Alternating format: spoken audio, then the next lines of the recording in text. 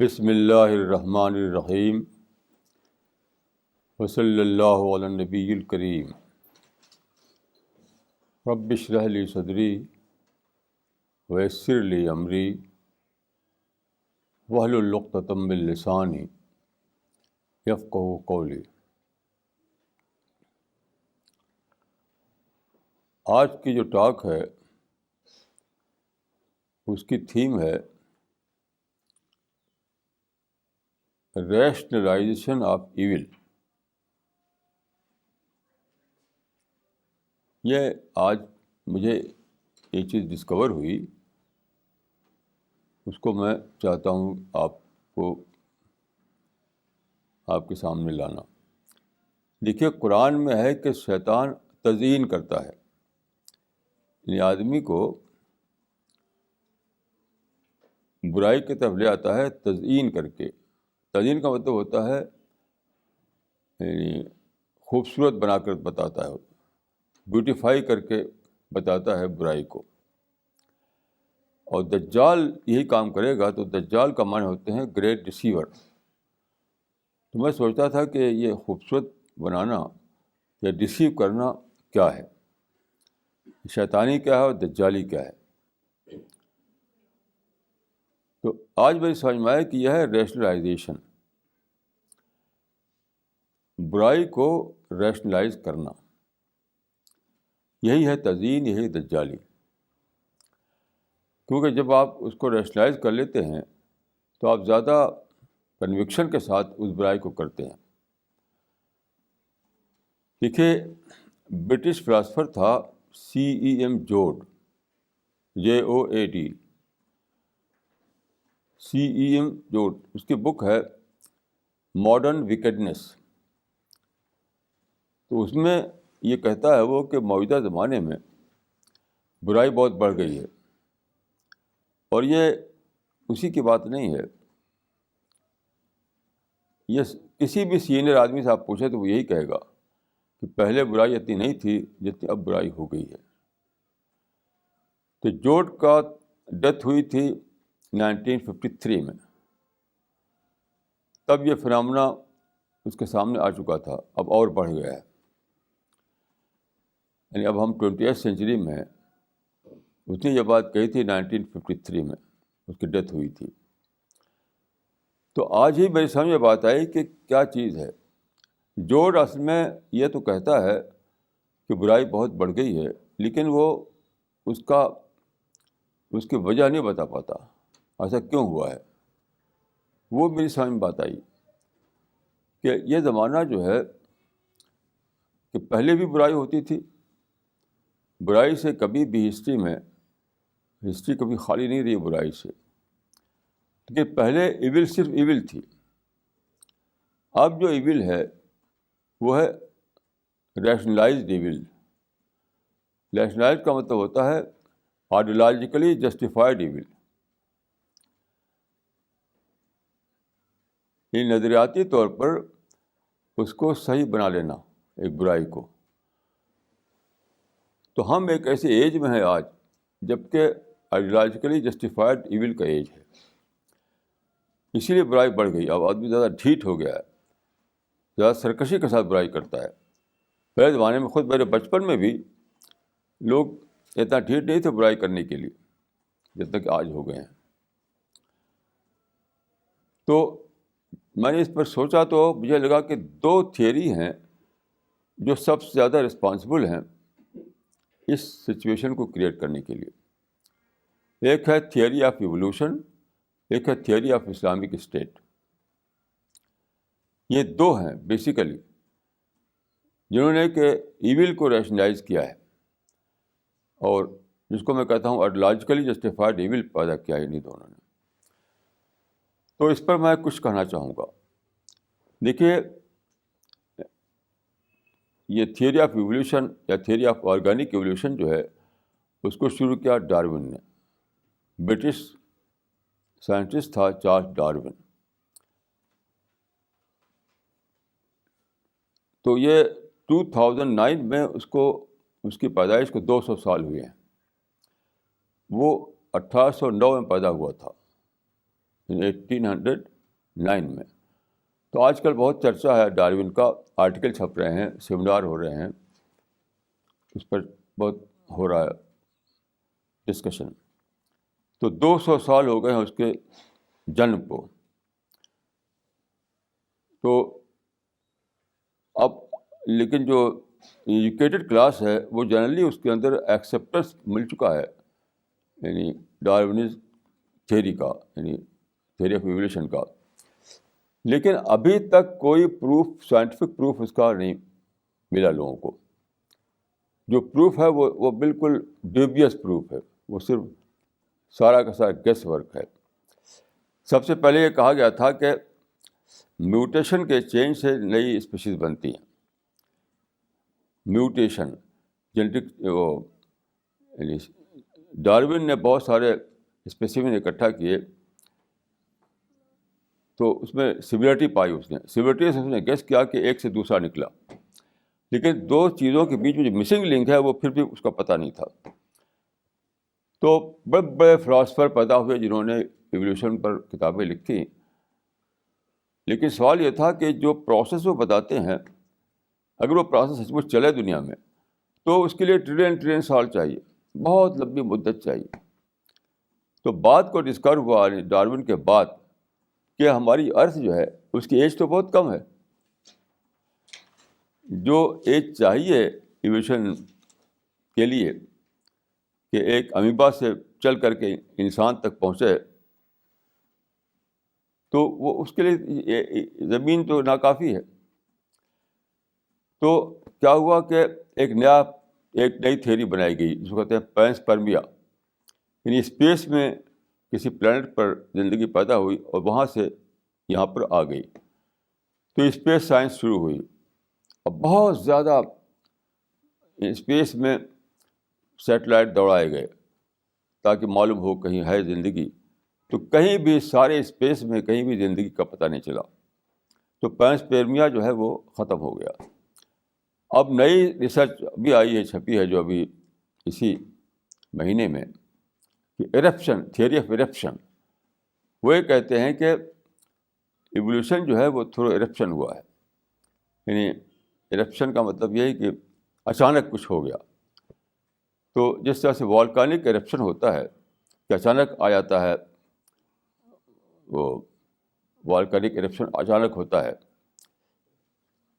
تو ویسے biological eruption بھی ہوا ہے. مثلا مچھلی میں ایرپشن ہوا تو چڑیا بن گئی، بکری میں ایرپشن ہوا تو زرافہ بن گیا، اور بلی میں ایرپشن ہوا تو ٹائیگر بن گیا. ایسے منکی میں ایرپشن ہوا تو انسان بن گیا. سب کے ورڈ پلے. یہ کوئی دلیل ہے؟ کوئی بھی دلیل آج تک ان کو پیش نہیں کر سکے ہیں. ایک پیش کرتے ہیں لوگ موت، MOTH، موت یعنی پتنگا. انہوں نے دیکھا کہ جہاں سبزی ہوتی ہے، ہریالی ہوتی ہے، وہاں پتنگے کا رنگ گرین ہوتا ہے، یعنی گرین موت ہوتے ہیں وہاں پر. جہاں پتھر وغیرہ ہوتے ہیں وہاں پر اسٹون کلر کے موت ہوتے ہیں. کیونکہ دیکھو یہ ہوتا ہے اڈیپٹیشن، یہ ہوتا ہے چینج. کتنی کوئی اتنا اسٹوپڈ بات لگتی ہے کہ موت کو لے کر کے ایولیوشن تھیوری کو جسٹیفائی کیا جائے. تو بہرحال یہ کچھ اس کا پروف نہیں ہوا.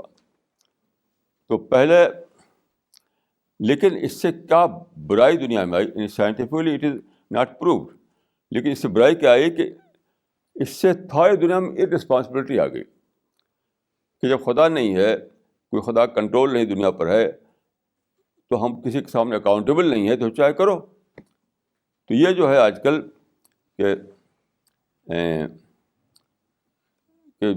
انجوائے لائف کا جو تھیوری ہے کہ خوب عیش کرو، بابر بیش کوش کے عالم دوبارہ نیست، کو ایک نئی وہ ملی ہے. کہ آج کل کی دنیا میں آپ دیکھیں کہ ہر آدمی سمجھتا ہے کہ جو چاہے کرو، کوئی پکڑ دھکڑ نہیں ہے. پہلے زمانے میں انسان سمجھتا تھا کہ خدا کو منہ دکھانا ہے، خدا کے سامنے ہم اکاؤنٹیبل ہیں، خدا کے سامنے ہمیں حساب کتاب دینا ہے. تو اس سے آدمی ایک چیک ہوتا رہتا تھا. اب کچھ بھی نہیں، خدا حذف ہو گیا. تو تھیوری آف ریولیوشن میں کیا ہوا؟ ارسپانسبلٹی کا کلچر آ گیا. ڈائریکٹ طور پر ڈائریکٹ طور پر اسی کی وجہ سے آیا، یعنی ایولیوشن تھیوری کی وجہ سے، جو اگرچہ سائنٹیفکلی پروو نہیں ہوئی تھی لیکن کلچرلی وہ بالکل پھیل گئی ہر طرف. تو اس پر میں انشاءاللہ پھر کسی وقت زیادہ ڈیٹیل میں کہوں گا. اس وقت میں یہی کہہ رہا ہوں کہ ابھی جو ریسنٹ جو آئی ہے ریسرچ ایرپشن کی، وہ بالکل بیس لیس ہے کہ ایرپشن سے کیسے ہو جائے گا، اچانک کیسے ہو جائے گا، کیسے اچانک ہو جائے گا، اچانک مچھلی چڑیا کیسے بن جائے گی، اچانک بلی شیر کیسے بن جائے گا، اچانک بکری جو ہے زرافہ کیسے بن جائے گی، اچانک منکی انسان کیسے بن جائے گی. بالکل ایک ورڈ پلے ہے یہ کوئی ریزن نہیں ہے یہ. لیکن بہرحال بڑے بڑے اسکالر اور بڑے بڑے پروفیسر اس پہ لگے ہوئے ہیں اور اس پہ بلین ڈالر خرچ کیے جا رہے ہیں. تو لوگ سمجھتے ہیں کہ یہ بھی کوئی بات ہے. تو بہرحال ایک تھا، یعنی یہ ایک ہے تھیوری آف ایولیوشن جو ہے، اس نے ساری دنیا میں وہ چیز پیدا کی جس کو میں کہتا ہوں یعنی ریشنلائزڈ ایول یا آئیڈیالوجیکلی جسٹیفائڈ ایول، کہ جب کوئی ہے نہیں ہمارا پکڑ دکڑ کرنے والا، ہم کسی کے آگے رسپانسبل نہیں ہیں، تو جو چاہے کرو، پیدا ہو اور مر جاؤ، بات ختم. دوسری جو چیز ہے وہ ہے یعنی تھیوری آف اسلامک اسٹیٹ. اس کے بارے میں کچھ ڈیٹیل کے ساتھ عرض کرنا چاہوں گا. آج کل کے زمانے میں سارے مسلمان ڈائریکٹ یا انڈائریکٹ اس میں آبسیشن میں ہے، اس آبسیشن میں کہ اسلامی حکومت، مسلم حکومت، اسلامک رول، یہ کمپلیٹلی بیس لیس ہے یہ بات. میں آپ سے عرض کرنا چاہتا ہوں کہ قرآن یا حدیث میں یہ اس کانسیپٹ ہے ہی نہیں، اسلامک اسٹیٹ کا کانسیپٹ. یہ سارا کا سارا بنا ہے عباسد پیریڈ میں، یعنی جب مسلمانوں کا امپائر بن گیا تھا. یعنی امپائر کے زمانے میں یہ سب ہوا. ایک ہی عربی میں صرف ایک کتاب چھپی ہے جو کہتے ہیں اللہ کا سلطانیہ. کوئی دوسری کتاب نہیں ہے اس پر. اس سے پہلے یہ لکھی گئی بات کو، امپائر جب بن چکا مسلمانوں کا، جب مسلمانوں کا امپائر بن گیا تو پولیٹیکل کیا قانون ہو، کیا لا ہو، کیا سسٹم ہو، اس پر کتاب لکھی گئی اللہ کا سلطانیہ. اور کوئی کتاب ہی دوسری نہیں ہے اس موضوع پر، اور اس سے پہلے تو کوئی کتاب نہیں لکھی گئی. کیوں؟ آپ پورا قرآن پڑھ ڈالیے، کہیں بھی آپ کو نہیں پائیں گے یہ لکھا ہوا کہ مسلمانوں تم اسلامک اسٹیٹ بناؤ، کہیں بھی نہیں. تو جو سب سے بڑا یعنی حکم ہے اسلام کا کہ ساری دنیا میں مسلمان اسلامک اسٹیٹ بنائے، وہ کہاں ہے؟ وہ ایک بھی ورس قرآن مجید میں نہیں ہے. 2 ورس ایسی ہے قرآن مجید میں جس میں یہ بتایا گیا ہے الذین ان مکناہم فی الارض، کہ جن کو ہم زمین میں اقتدار دیں، زمین میں پاور دیں، تو خدا کی طرف سے پاور آتا ہے. یہ ہمارے لیے کوئی ٹارگیٹ نہیں ہے کہ ٹارگیٹ بنا کر کے ہم حکومت قائم کریں، یہ قرآن میں کہیں نہیں ہے. ایک اور جگہ ہے کہ اس میں یہ ہے کہ وعد اللہ الذین آمنوا، وہاں وعدہ کا لفظ ہے، یعنی خدا نے پرومس کیا ہے. ایک جگہ پرومس کا ورڈ ہے، ایک جگہ گفٹ کا ورڈ ہے. یعنی خدا آج ایک گفٹ دیتا ہے کسی کو، یا خدا نے پرومس کیا ہے کہ تم ایسا کرو ایسا کرو کہ تو ہم جب بھی تم کو پاور دیں گے. یہ کہیں بھی نہیں ہے کہ تمہارا ٹارگیٹ یہ ہے کہ تم اسٹرگل کر کے، کوشش کر کے اور جہاد کر کے اسلامی حکومت قائم کرو. یعنی یہ ایبسنٹ ہے یہ تھیوری قرآن مجید میں. دوسری بات دیکھیے، اگر اسلامک اسٹیٹ اتنی امپورٹنٹ ہو تو کوئی اس کا اسٹرکچر نہیں بتایا گیا، کچھ بھی نہیں. سارے قرآن حدیث میں آپ کہیں بھی نہیں بتا سکتے کہ وہاں بتایا گیا ہو کہ کیسے اسلامی حکومت بنائی جائے گی. وہ ایک ہی کتاب ہے جو بعد کو لکھی گئی ہے 200 سال بعد، الاحکام السلطانیہ. اس کے سوا کوئی کتاب ہی نہیں اس موضوع پر ہے کہ اسلام کا یعنی پولیٹیکل ڈھانچہ کیا ہوگا، کچھ بھی نہیں. پھر آپ دیکھیے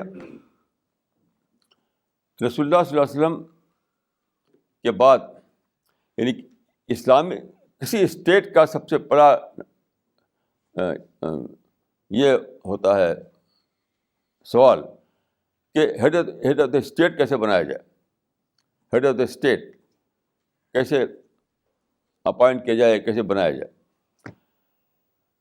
تو رسول اللہ صلی اللہ علیہ وسلم کی جو وفات ہوئی تو یہ سوال آیا کہ اس وقت جو بن گیا تھا جو سسٹم، جو اسٹیٹ بن گئی تھی وہاں پر، اس کا ہیڈ کیسے بنایا جائے. تو اس کا کوئی یعنی موجود نہیں تھا کوئی ماڈل. لوگ اکٹھا ہوئے تو اس وقت 2 گروپ تھے، انصار اور مہاجرین. یعنی اس وقت جو مسلمان تھے، یعنی صحابہ جو تھے، ان کے 2 گروپ تھے، انصار تھے اور مہاجرین تھے. تو وہاں انہوں نے کہا کہ منا امیر و منکم امیر، ایک امیر تمہارا، ایک امیر ہمارا، 2 سردار بنایا جائے، 2 سردار بنایا جائے. تو آخر میں یہ ہوا کہ 2 سردار بنائے گئے تو کام ہی نہیں چلے گا، تو ایک بنایا گیا ہے تو ابوبکر. تو وہ سارے عرب میں ایسا نہیں ہوتا کہ سارے ووٹنگ ہوئی تھی. وہاں ایک جگہ تھی، اس کو کہتے ہیں ثقیفہ بنی سعدہ، مدینے میں. ثقیفہ مانے ہوتے چبوترا، پلیٹ فارم. وہاں بیٹھک ہوتی تھی، پنچایت جیسے ہوتی تھی نا. تو وہاں پر لوگ اکٹھا ہوئے. وہیں مدینے میں فیصلہ کیا گیا کہ ابوبکر جو ہیں وہ ان کو سونپ دیا جائے، تو پہلے خلیفہ وہ بنے. اچھا، اس کے بعد دوسرا جو حضرت ابوبکر کی وفات ہوئی تو پھر سوال ہوا. تو حضرت ابوبکر نے کیا کیا کہ انہوں نے نامنیٹ کیا حضرت عمر کو. تو پہلا ہوا تھا ثقیفہ بنی سعدہ کے میں لوگوں نے چرچا کر کے ایک آدمی کو بنا دیا تھا. دوسرا ہوا ہے کہ نامنیٹ کیا انہوں نے حضرت عمر کو. ان نامنیشن سے حضرت عمر سیکنڈ کیلف بنے. اس کے بعد جب ان کا انتقال ہوا تو پھر سوال تھا کہ کیا کیا جائے. تو حضرت عمر نے 6 آدمیوں کا ایک پینل بنایا. ان 6 آدمیوں نے مل کر کے ایک آدمی کو منتخب کیا. اس طرح حضرت عثمان بنے. پھر حضرت عثمان کا جب انتقال ہوا تو پھر بھی کوئی ماڈل نہیں تھا. تو ایک قیاس تھا اس زمانے میں، اسی میں کچھ لوگوں نے کہا کہ حضرت علی کو بنا دیتے ہیں.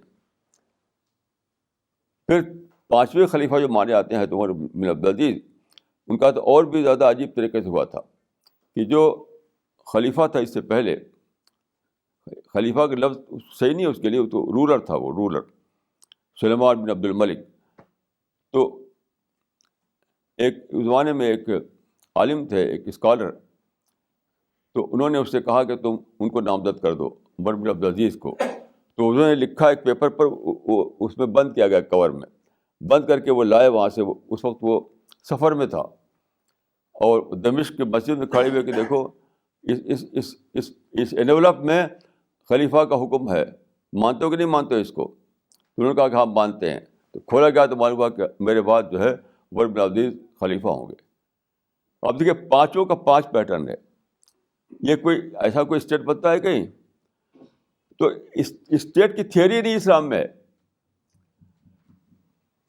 یعنی جس کو کہتے ہیں اسلامک اسٹیٹ، اس کی کوئی تھیوری اسلام میں نہیں ہے. اس معنی کہ جیسے سچویشن ہو ویسا ایک سسٹم بنا لو. آپ غور کیجیے کہ 5 خلیفہ مانے جاتے ہیں، 5. تو 5 کا 5 ڈھنگ سے. کیا ایسا آپ دیکھتے ہیں برٹش ڈیموکریسی میں، امریکن ڈیموکریسی میں، انڈین ڈیموکریسی میں ایسا ہو سکتا ہے کہ 5 پرائم منسٹر 5 ڈھنگ سے بنائے جائیں؟ ایک پیٹرن ہے جس پہ بنائے جاتے ہیں پرائم منسٹر. تو کوئی سسٹم ہی نہیں، کوئی سسٹم نہیں. یہاں تک کہ جو کہتے ہیں لا، کوئی سسٹم کا کوئی ایسا لا نہیں ہے جس میں ساری باتیں بتائی گئی ہوں. جیسے ہمارا کانسٹیٹیوشن ہے انڈیا میں، تو کوئی کانسٹیٹیوشن ایسا نہیں ہے اسلام میں، پولیٹیکل کانسٹیٹیوشن. مثال میں ایک آپ کو ایگزامپل دیتا ہوں کہ انٹرسٹ جس کو کہتے ہیں، سود، اسلام میں حرام بتائی جاتی ہے. اس میں ایک کنٹروورسی ہے کہ حرام کیا چیز ہے، یوزری ہے یا انٹرسٹ ہے. دے 2 ڈفرینٹ تھنگ. ایک ہے یوزری، ایک ہے انٹرسٹ. یعنی بینک انٹرسٹ ہوتا ہے، ایک ہوتا ہے یوزری. ایک الگ مسئلہ ہے. تو حضرت عمر نے کہا کہ رسول اللہ کی وفات ہو گئی اور ربا کے احکام، یعنی سود کے احکام پورے نہیں اترے. فدور ربا والریبا، تو تم ربا بھی چھوڑ دو، جو شک اس کو بھی چھوڑ دو. تو ایسے کئی سسٹم ہوتا ہے. یہ کوئی سسٹم ایسا ہوتا ہے کہ ربا بھی چھوڑ دو اور جس میں شبہ ہے اس کو بھی چھوڑ دو. تو کوئی سسٹم ہی نہیں ہے اسلام میں اسٹیٹ کا. جتنے بھی یعنی امریکن سسٹم یا برٹش سسٹم میں ایک پورا نظام ان کا ہے، کانسٹیٹیوشن ہے، لا ہے. اس معنی کہ اسلام میں نماز کا باقاعدہ ایک نظام ہے، روزہ کا، حج کا، ہر چیز کا نظام ہے. لیکن اسٹیٹ کا کوئی نظام نہیں ہے. It depends according to the situation. یا سچویشن ہو ویسا ایک سسٹم بنا لو. اس طرح میں سمجھتا ہوں کہ انڈیا میں جو سسٹم ہے وہ بالکل ٹھیک ہے، اسلامی سسٹم ہے. کہ ڈیموکریسی ہے، الیکشن ہوتا ہے، سب لوگ ووٹ دیتے ہیں، جس کو زیادہ ووٹ ملے وہ چلاتا ہے پولیٹیکل سسٹم یہاں کا 5 سال کے لیے. پھر دوسرا آدمی آیا، تیسرا آدمی آیا. میں بالکل ٹھیک ہے. لیکن ہوا کیا اس سے؟ ہوا یہ کہ جب انہوں نے یہ بتایا کہ اس مسلمان کا ٹارگیٹ یہ ہے کہ وہ اسٹیٹ بنائے، تو اس کو ٹارگیٹ دینا، میں یہ کہنا چاہتا ہوں کہ ایک ہے کسی چیز کو آپ گول بنائیں، گول. تو جب آپ نے اس کو گول کا درجہ دے دیا تو کیا ہوا کہ آدمی یہ چاہے گا کہ مجھے اس گول کو پورا کرنا ہے، نہیں تو میں خدا کے ہاں مجھے پیراڈائز نہیں ملے گی. تو پہلے کیا ہوا کہ انہوں نے کوشش کی کہ پیسفل طریقے سے ہم اسٹیٹ بنائیں. یہ جمال الدین افغانی کے زمانے میں وائلنس نہیں ہوا تھا، وہ پیسفل طریقے سے کوشش کر رہے تھے. لیکن جب دیکھا کہ پیسفل طریقے سے نہیں ہو رہا ہے، کیونکہ جو لوگ سیٹ پر بیٹھے ہوئے ہیں وہ کوئی چھوڑیں گے سیٹ کو، وہ نہیں چھوڑ رہے ہیں. تو پھر کیا ہوا؟ وائلنس شروع ہوا، ملٹینسی شروع ہوئی. ان کو ہٹاؤ، ان کو مار کر کے ہٹاؤ. اچھا، مار کر بھی نہیں ہٹے. کتنے لوگوں کو مار ڈالا ان لوگوں نے، افغانستان میں، پاکستان میں، ایران میں، عرب میں بہت سے لوگ مارے گئے. اسی لیے پولیٹیکل مرڈر ہوا بہت سے لوگوں کا، صرف اس لیے کہ ان کو ہٹا کر کے پولیٹیکل سیٹ پر قبضہ کرو. پھر بھی قبضہ نہیں ہوا. اب کیا ہے؟ اب ہے سوسائڈ بامبنگ. اگر قبضہ نہیں کر سکتے تو انہیں مارو، انہیں ختم کرو. تو میں یہ سمجھتا ہوں کہ آج جو مسلمانوں میں ملیٹنسی ہے، یہ وائلنس ہے، ڈائریکٹلی اس کی رسپانسبلٹی جاتی ہے پولیٹیکل تھیوری پر. ڈائریکٹ اس کی رسپانسبلٹی کہ جب آپ یہ مسلمانوں کے مائنڈ میں بٹھا دیں کہ ہمارا گول جو ہے اسلامک اسٹیٹ بنانا، تو کیا کرے گا؟ یہ ہوگا. اس میں ایک اور ایول جڑ گیا. وہ کیا ہے؟ جب مسلمانوں کا امپائر تھا عباسد پیریڈ میں، اس زمانے میں فقہ بنی، فقہ اسلامک لا. یہ فقہ جو ہے پہلے نہیں تھی، بعد کو بنی. اس میں ایک بہت ہی ڈینجرس ایک بنایا گیا ایک قانون، جو کہتے ہیں دارالاسلام اور دارالحرب. تو جہاں مسلمانوں کا رول ہے اس کو کہا انہوں نے دارالاسلام، لینڈ آف اسلام. جہاں جہاں مسلمانوں کا رول تھا اس کو انہوں نے ڈکلیئر کیا کہ یہ دارالاسلام ہے. اور یہ ہمارے فقہاء نے ایک بہت بڑی غلطی کی ہے کہ انہوں نے یہ مسئلہ بنا دیا کہ اگر ایک ایریا دارالاسلام بن جائے تو اور دوبارہ وہ اس کو نان مسلم لوگ کیپچر کر لیں، وہاں مسلمانوں کی حکومت نہ رہے، تو مسلمانوں کا فرض ہے کہ اس کو پھر سے دارالاسلام بنائیں. آپ سے غور کیجیے اس چیز کو. بہت ہی خطرناک یہ تھیوری ہے، بہت ہی خطرناک تھیوری ہے.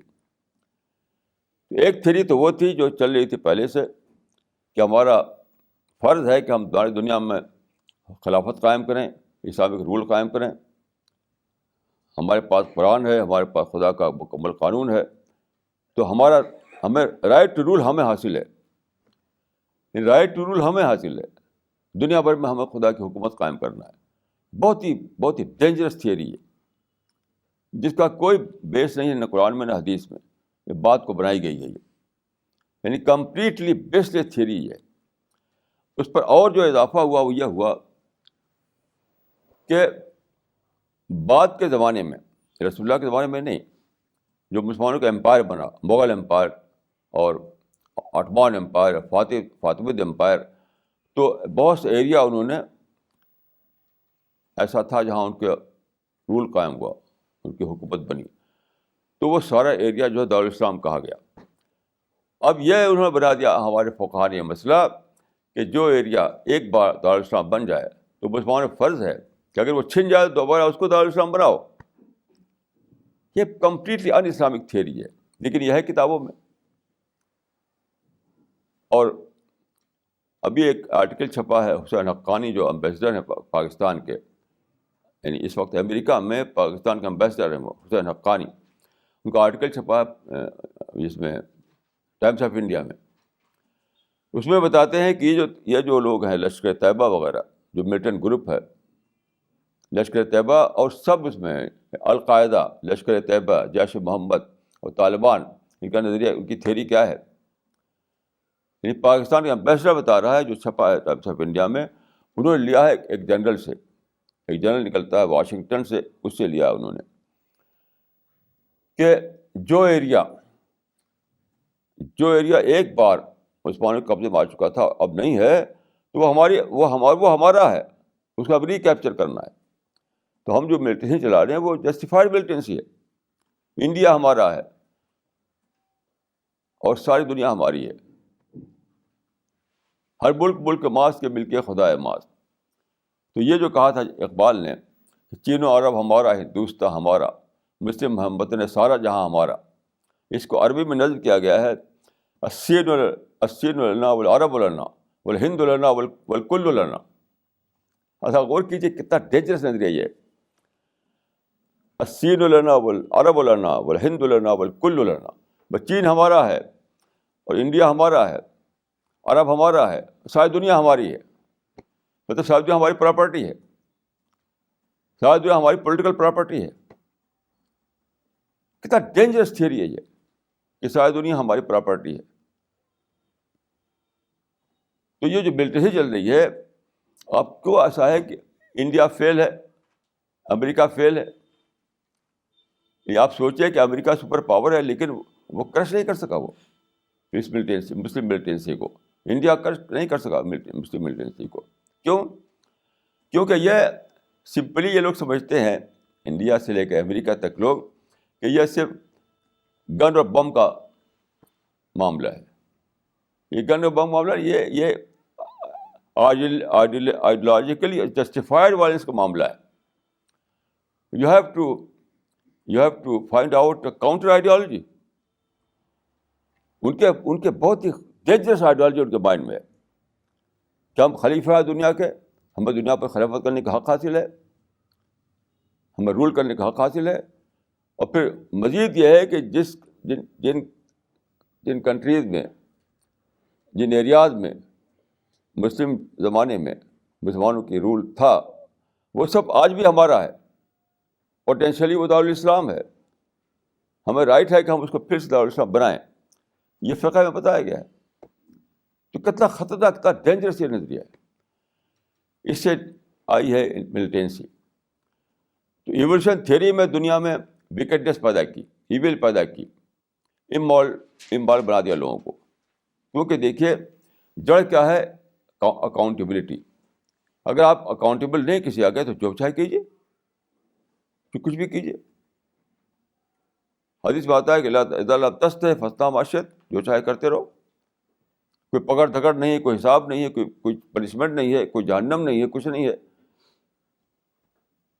تو بہت سے بہت خدا کو یہ لوگ مانتے ہیں پرائم موور. ایک بار تو دھکا دے دیا اس نے، اپنے آپ چلا جا رہا ہے سب کچھ. تو خدا اگر صرف پرائم موور ہے اور کچھ نہیں ہے، یہ خدا قرآن میں کہا گیا خدا خالق ہے اور قیوم ہے.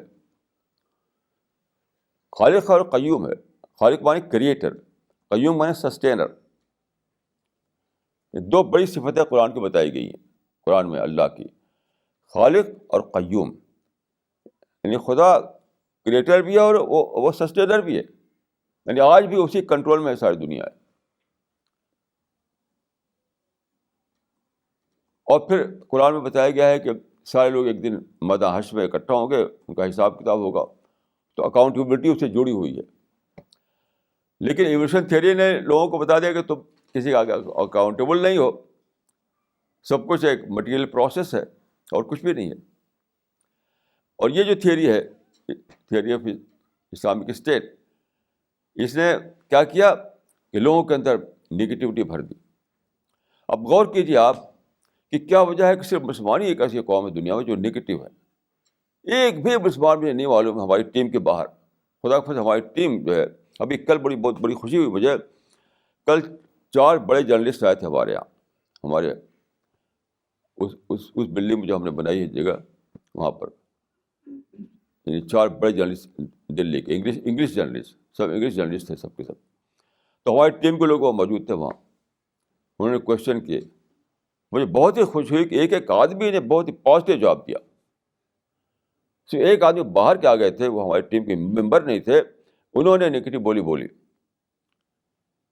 وہ ہماری ٹیم کے ممبر نہیں تھے, وہ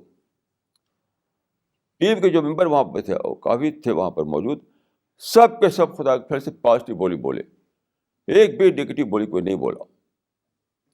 تو ٹیم کے باہر جو دنیا ہے سب کے سب نگیٹو کیوں ہیں؟ کیوں نگیٹو ہیں؟ اس لیے نگیٹو ہے کہ ہم سمجھتے ہیں کہ دنیا میں ہمیں ڈومینیٹ کرنا چاہیے, ہمیں رول کرنا چاہیے, رول کر رہے ہیں دوسرے لوگ. جب یہ تھیوری ہو تو آپ کے اندر کیا آئے گا؟ آپ کے اندر مالس آئے گی, آپ کا جلن آئے گا, آپ کا ریونج آئے گا, آپ کا انگر آئے گا, غصہ آئے گا, نگیٹو تھاٹ آئے گا آپ کو. تو دنیا بھر کے مسلمان کانشیسلی یا انکانشیسلی اسی میں جی رہے ہیں. دنیا تو ہماری ہے, الصین لنا والعرب لنا والہند لنا والکل لنا. چین و عرب ہمارا, ہندوستان ہمارا, مسلم ہے وطن ہے, سارا جہاں ہمارا. بالکل ایبسرڈ بات ہے یہ. یعنی خدا کو انسان سے کوئی مطلب نہیں ہے, تمہیں سے مطلب ہے.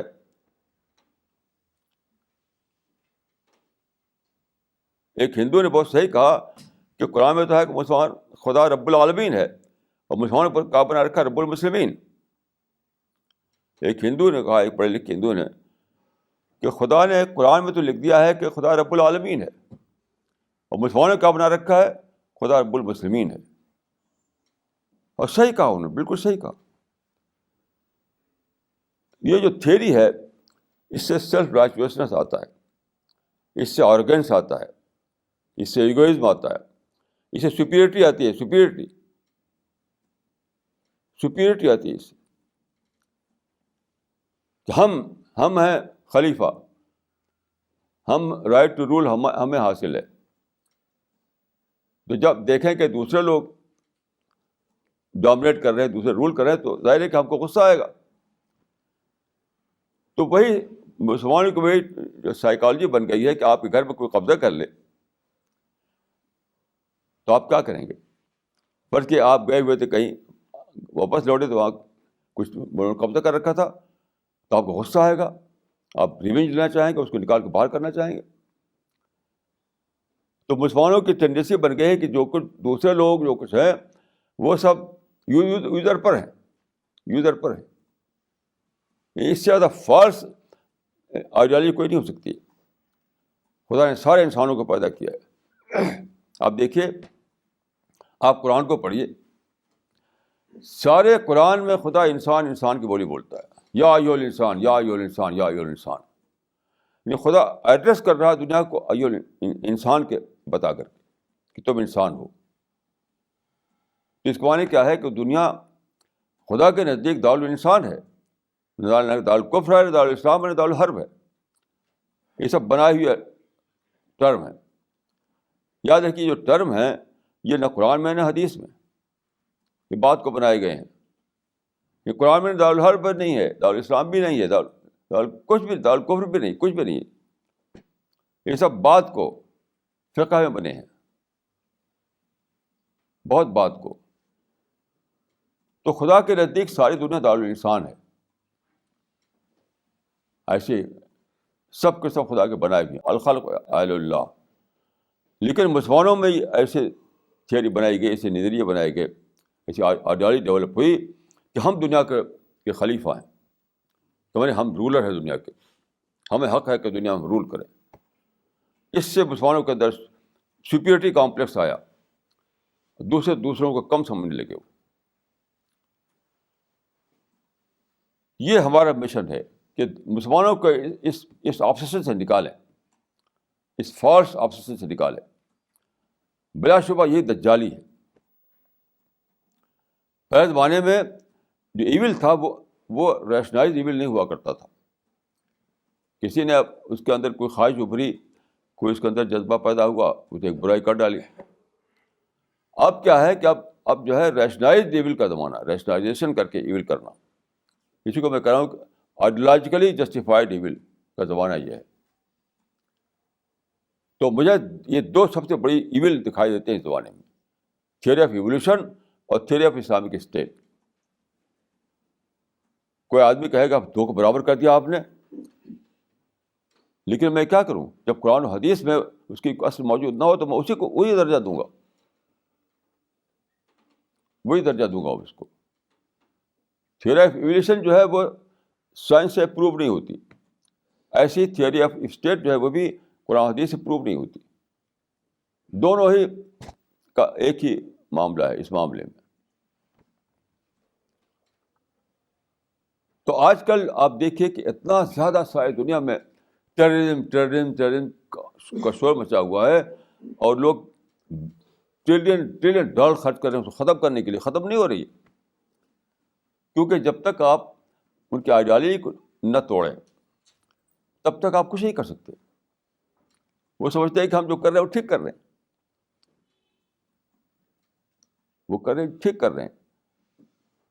تو you have to evolve a counter ideology. وہ آئیڈیالوجی ہم دنیا کے سامنے پیش کر رہے ہیں. وہ آئیڈیالوجی یہ ہے کہ دونوں کے بارے میں ہماری ایک ہی رائے ہے کہ تھیوری آف ایولیوشن جو بالکل بیس لیس تھیوری ہے, وہ اس کا کوئی سائنٹیفک بیسس نہیں ہے, اور اسی طرح تھیوری آف اسلامک اسٹیٹ جو وہ بھی بیس لیس تھیوری ہے, نہ قرآن میں نہ حدیث میں. قرآن میں دیکھیے بتایا گیا ہے وما خلقت الجن والانس الا لیعبدون, یعنی خدا نے انسان کو کیوں پیدا کیا؟ صرف ایک کام کے لیے, وہ ہے عبادت. عبادت کا معنی لکھے ہیں لوگوں نے معرفت. معرفت. وما خلقت الجن والانس الا لیعبدون معنی لیعرفوننی, مجھے پہچانے. میں سمجھتا ہوں کہ انسان کا سب سے بڑا جو کام ہے انسان کا, وہ ہے خدا کو ڈسکور کرنا, خدا کو ریئلائز کرنا, خدا کی معرفت حاصل کرنا. یہ جو ڈسکوری ہے اس سے ایک زندگی بنتی ہے, اس سے ایک سوچ بنتی ہے, اس سے ایک بیہیویئر بنتا ہے, اس سے ایک لائف اسٹائل بنتا ہے. وہ ہے اصل کام. یعنی معرفت خدا کی حاصل کرنے کے بعد آپ کے اندر جو سوچ آئے, جو بیہیویئر آپ کو پیدا ہو, جو آپ کے اندر جو جو جو جو لائف اسٹائل بنے, جو مال ویلیوز آپ کے اندر آئے, اسی کا نام وہی اصل اسلام ہے. باقی جہاں تک پولیٹیکل یعنی اس کی بات ہے پولیٹیکل سسٹم کی, اٹ ڈپینڈس اپان سچویشن. حدیث میں آتا ہے دیکھیے کما تکونون کذالک یولّ علیکم, کما تکونون کذالک یولّ علیکم. اس کا ٹرانسلیشن یہ ہے کہ تم جیسے ہوگے ویسے تمہارے رولر ہوں گے, یعنی جیسے لوگ ویسے رولر. تو مطلب ہے کہ کسی سوسائٹی میں جس قسم کے لوگ ہوں گے وہ اپنے مشورے سے, اپنے یعنی رائے سے, یعنی جو آج کل ڈیموکریسی کہا جاتا ہے, وہ ڈیموکریسی جو ہے بیسٹ پیٹرن ہے حکومت بنانے کا. سوسائٹی میں میرا ماننا صرف یہ ہے کہ فیئر اینڈ فری الیکشن ہونا چاہیے بس. ہر سوسائٹی میں فیئر اور فری الیکشن ہو بس. اس کے بعد جو سسٹم بنے گا وہ اسلامی سسٹم ہے. آپ لوگوں کو ایجوکیٹ کیجیے, لوگوں کے اندر یعنی ڈیوائن اسپرٹ پیدا کیجیے. اگر آپ کو کام کرنا ہے تو لوگوں کے مائنڈ کو بدلیے آپ, نہ کہ پولیٹیکل سسٹم کو بدلیے. یعنی ہمارا ٹارگیٹ پولیٹیکل سسٹم نہیں ہے, ہمارا ٹارگیٹ جو ہے انسان کا مائنڈ ہے. لوگوں کی سوچ جو ہے اس کو آپ صحیح بنائیے. جب سوچ صحیح ہو جائے گی تو وہ لوگ صحیح لوگوں کو چنیں گے بھی, صحیح لوگوں کو سلیکٹ بھی کریں گے وہ. تو ہمارا ٹارگیٹ سوسائٹی بنانا ہے, انسان بنانا ہے, مائنڈ بنانا ہے, نہ کہ پولیٹیکل سیٹ پر قبضہ کرنا. تو میں یہ کہوں گا کہ جہاں تک پولیٹیکل سسٹم کی بات ہے وہ رہے گا ڈیموکریٹک پروسیس کے اوپر رہے گا. وہ ہم کام کریں گے. اسلام کا مقصد یہ ہے کہ انسان پر کام کیا جائے, انسان کو ٹارگٹ بنایا جائے. اور جہاں تک تعلق ہے سوسائٹی کا, سسٹم کا, اس کو ڈیموکریٹک پروسیس کے حوالے کر دیا جائے. صرف ایک ہی کنڈیشن ہوگی کہ وہاں پر جو الیکشن ہوگا وہ فیئر اور فری ہو. منی پاور, مسل پاور, یہ سب کا کوئی دخل اس میں نہ ہو, ریگنگ نہ ہو. تو ہم جس چیز کے خلاف ہیں وہ ہے کہ ریگنگ نہ ہو, مسل پاور نہ استعمال کیا جائے, منی پاور نہ استعمال کیا جائے. بالکل فری الیکشن ہو, فیئر الیکشن ہو. جو لوگ جیتے ہیں وہ رول کریں 5 سال تک. یہی اسلام ہے. اسلام کا کوئی الگ سے انوکھا سسٹم نہیں ہے. یعنی اسلام کا ویلیو سسٹم ضرور ہے, ویلیو سسٹم. اسلامک ویلیوز آپ لوگوں کو انکلکیٹ کریں گے. تو ہمارا جو ٹارگیٹ ہوگا کہ لوگوں کے اندر ویلیو سسٹم لائیں, لوگوں کے اندر مورل کانشیس لائیں, لوگوں جو کسی پلان ہے خدا کا وہ بتائیں لوگوں کو, لوگوں کے اندر اکاؤنٹیبلٹی لائیں. یہ سب ہمارا کام ہے. باقی جو ہے جیسی سوسائٹی ویسی حکومت, بشرطے کہ وہاں پر ریگنگ نہ ہو, مسل پاور استعمال نہ ہو, منی پاور استعمال نہ ہو. بس اس کے گویا کہ فری اور فیئر الیکشن سے جو حکومت بنے وہی اسلامی حکومت ہے. جب ایسا ہوگا تبھی دنیا سے وائلنس ختم ہوگا. جب آپ اپنے مائنڈ میں رکھ لیں کہ ایسی حکومت ہونی چاہیے, تو پھر آپ ویسی حکومت نہیں بنی تو آپ لڑیں گے اس کے بعد.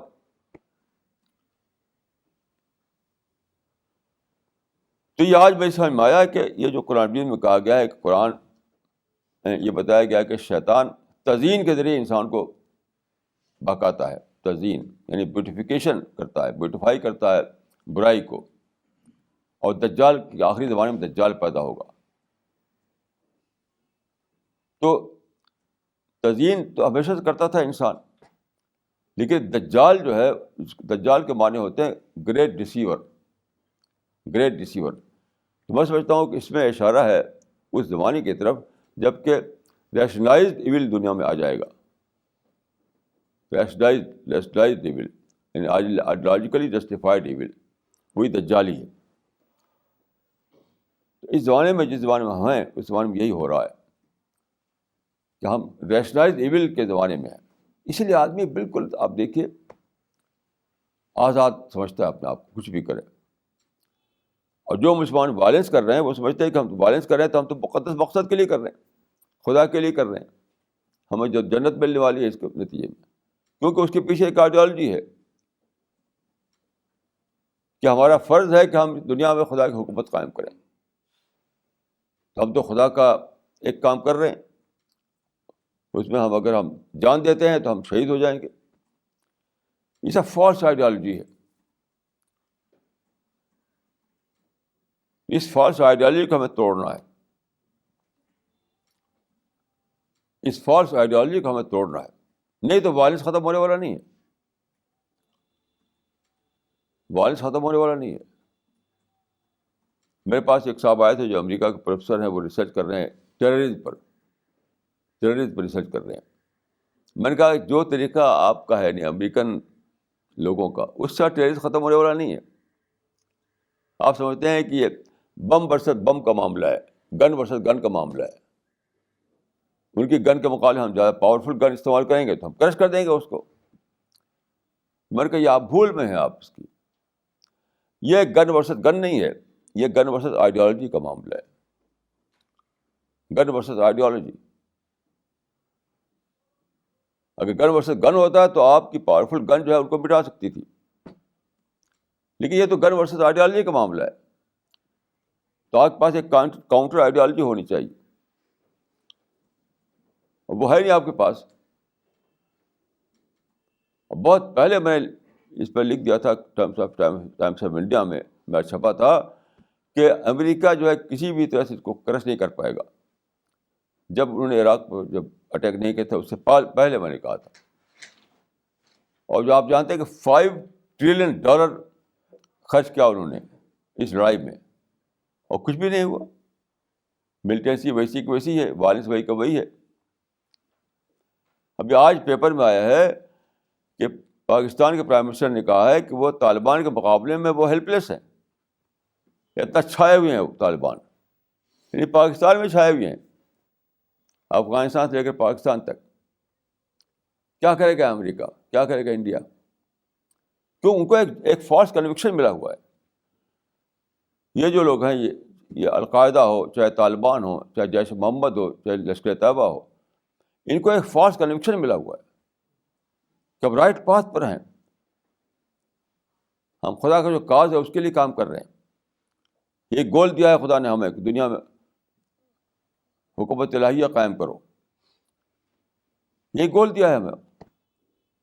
وہ تو اپنے کے اندر ایک کنوکشن میں جی رہے ہیں. وہ سمجھتے ہیں کہ آپ ہمیں اگر یعنی بم ڈال کر مار ڈالیں تو ہم پیراڈائز میں جائیں گے سیدھے سیدھے. تو کیسے آپ ان کو کرش کریں گے؟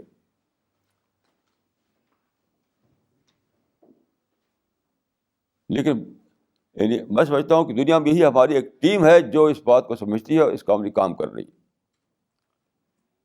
اور سب لوگ جو ہے, چاہے کوئی گورنمنٹیں ہوں, چاہے بڑے بڑے سپر پاورس ہوں, یا بڑے بڑی آرگنائزیشنس ہوں, کسی کو پتہ ہی نہیں کہ اصل مسئلہ کہاں ہے. یعنی فیل ہو رہے ہیں وہ اپنی کوشش میں, تب بھی ری ایسس نہیں کرتے, تب بھی ریوائز نہیں کرتے کہ ہم کہاں یعنی ہماری فیلئر کا سبب کہاں ہے.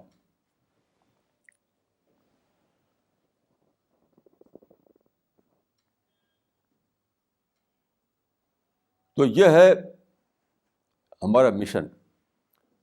ہم چاہتے ہیں کہ یہ جو ریشنلائزڈ ایول ہے اس کو ختم کریں, اسے کاؤنٹر کریں ایک آئیڈیالوجی دوسری دے کر کے.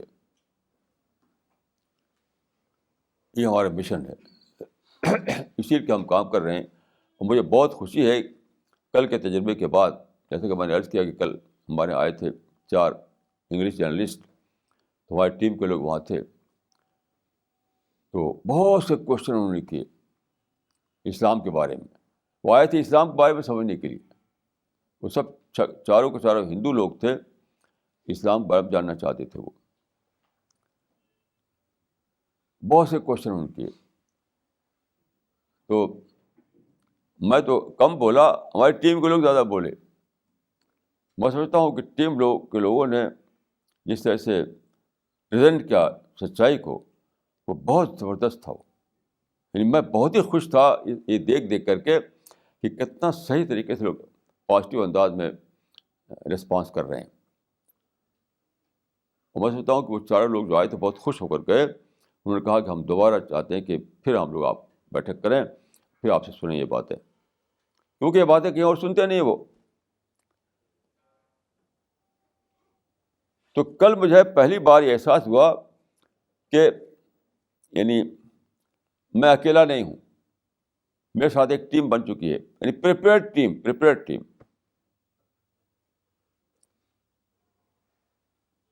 یہ بہت کل مجھے ایک ڈسکوری ہوئی.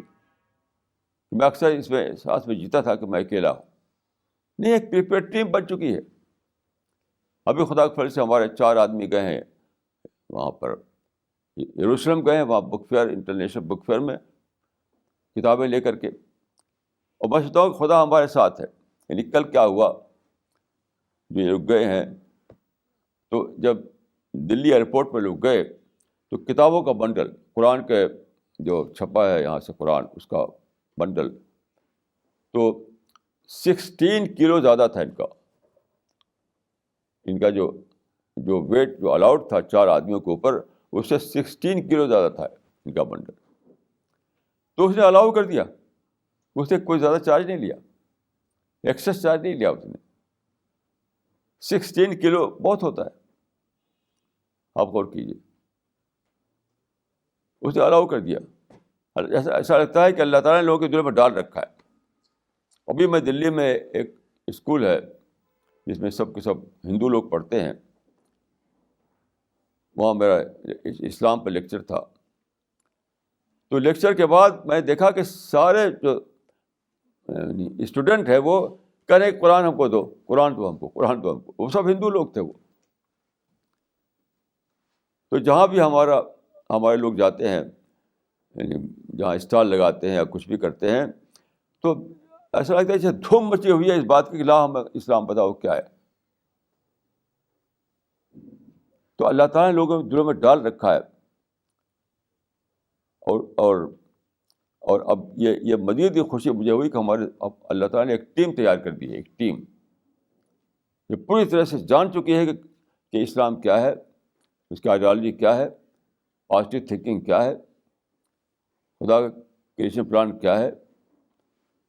پوری طرح جان چکی ہے کانشیسلی, اس قابل ہے کہ لوگوں کو بتا سکے وہ.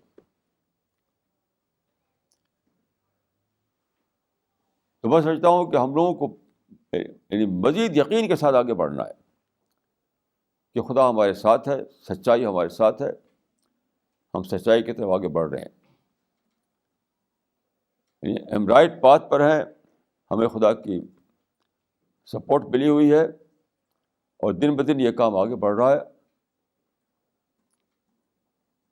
ابھی ہمارے یہاں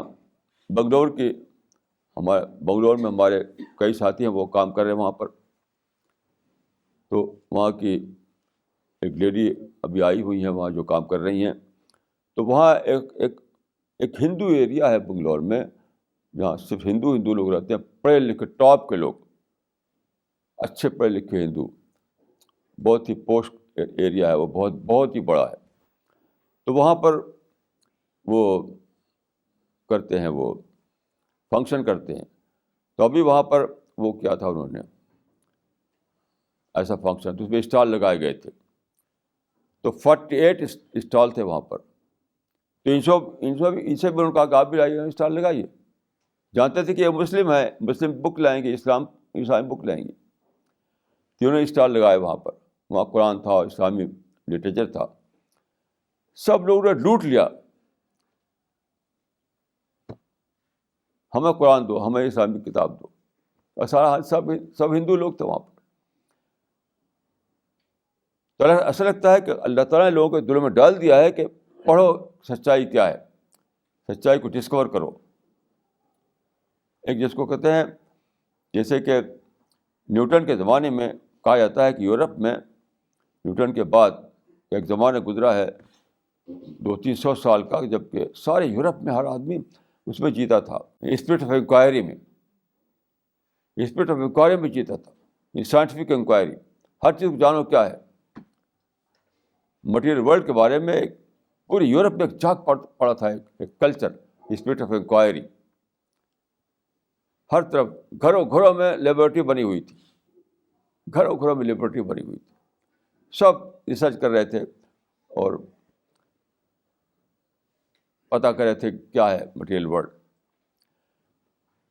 وہ اسپرٹ آف انکوائری آج کل جاگ پڑی ہے سچائی کے بارے میں. شاید دنیا میں لوگ جاننا چاہتے ہیں کہ سچائی کیا ہے. تو جب آپ وہاں پر جاتے ہیں اسلامک لٹریچر لے کر کے اور کہتے ہیں کہ اس میں سچائی ہے, اس میں کسی پلان آف گاڈ بتایا گیا, تو وہ اس میں ٹوٹ پڑتے ہیں کہ دیکھیں تو کیا ہے اس کے اندر. تو مجھے ایسا لگتا ہے کہ ساری دنیا میں ایک نئے قسم کی اسپرٹ آف انکوائری جاگ پڑی ہے, ایک نئے قسم کی اسپرٹ آف انکوائری جو سچائی کے لیے ہے. پہلے جو تھی اسپرٹ آف انکوائری یورپ میں, وہ تو مٹیریل ورلڈ کو ڈسکور کرنے کے لیے تھی کہ پانی سے اسٹیم کیسے بنائیں, پیٹرول سے ہوائی جہاز کیسے اڑائیں, لوہے سے انجن کیسے بنائیں, یہ سب تھا. اب جو آئی ہے اسپرٹ آف انکوائری, وہ سچائی کے لیے ہے. سچائی کیا ہے, اس کو جانو. اس معنی ہے کہ یعنی جو زمانہ ہمیں ملا ہے بہت ہی فیوریبل زمانہ ہے.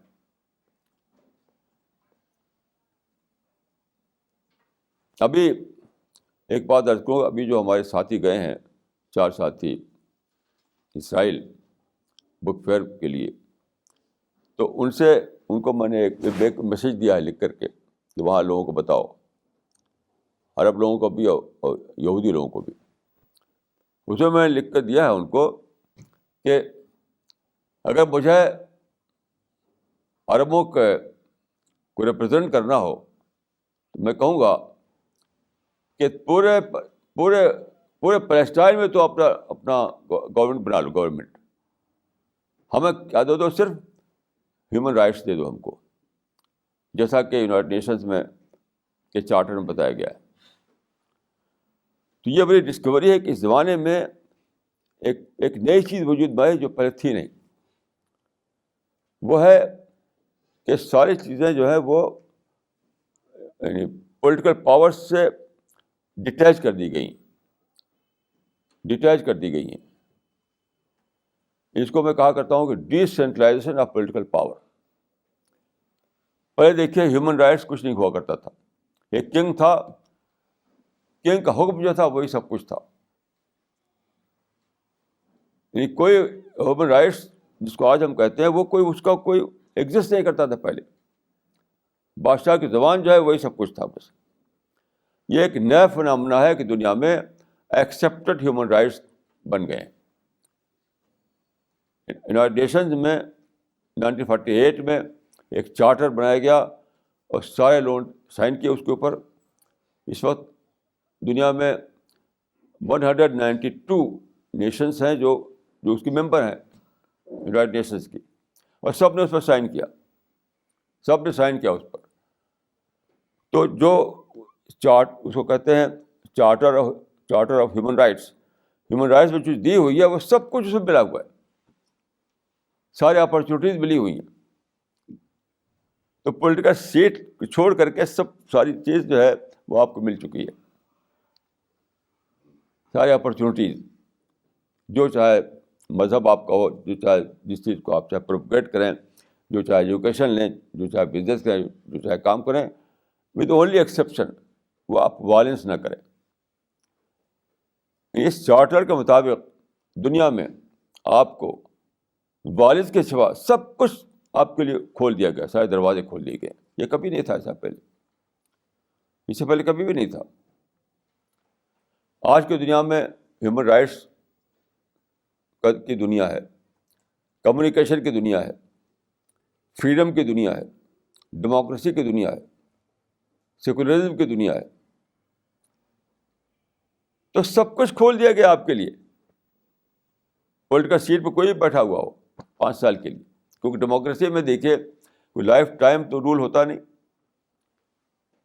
ایک خاص بات یہ بھی سمجھنی کی ہے کہ کنگشپ میں ایسا ہوتا تھا کہ بادشاہ زندگی پر رول کرتا تھا، پھر اس کا بیٹا رول کرتا تھا، پھر اس کا پوتا رول کرتا تھا. اس کو ڈائناسٹی کہتے ہیں، ڈائناسٹی. تو اس وقت رول آف ڈائناسٹی تھی. اب کہاں ڈائناسٹی ہے؟ اب تو ڈیموکریسی ہے. تو 5 سال کے لیے کوئی بھی آئے گا جائے گا.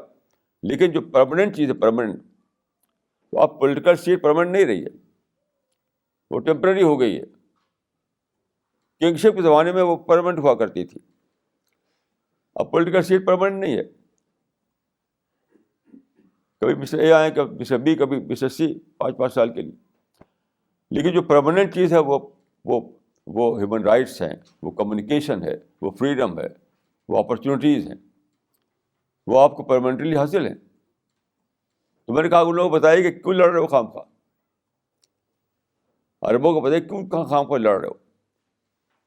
سب چیز تم کو ملا ہوا ہے آلریڈی. پولیٹیکل سیٹ پہ کوئی بیٹھا رہے. جیسے انڈیا میں ہم کوئی پولیٹیکل سیٹ ہم کو نہیں ملی ہوئی ہے، بس لوگ سارا انڈیا ہم کو ملا ہوا ہے، ہم کام کر رہے ہیں. یعنی ہمیں یہاں کوئی پولیٹیکل سیٹ نہیں ملی ہوئی ہے. مجھے آفر بھی دیا گیا، میں نے آفر قبول نہیں کیا، اس کو ایکسیپٹ نہیں کیا آفر کو. بھائی پولیٹیکل سیٹ کی ضرورت ہی کیا ہے؟ ساری اپرچونیٹیز ہمارے لیے ہیں. سارے انڈیا میں ہم کام کر رہے ہیں، ساری دنیا میں ہم کام کر رہے ہیں. تو یہ تو greater than the state, greater than the government. یہ میں نے میسیج دیا وہاں پر. کاش مسلمانوں کی سمجھ میں آ جائے کہ نیا زمانہ جو ہے وہ اپرچونیٹیز کا زمانہ ہے، اور کوئی رکاوٹ نہیں دنیا میں ہے. وائلنس چھوڑ دو اور سب دنیا تمہاری ہے. وائلنس چھوڑ دو اور سب دنیا تمہاری ہے. یہی بات ہمارا یہی مشن ہے, یہی ہم سب لوگوں کو بتانا چاہتے ہیں. اقول قولی ھذا واستغفر اللہ لی ولکم اجمعین.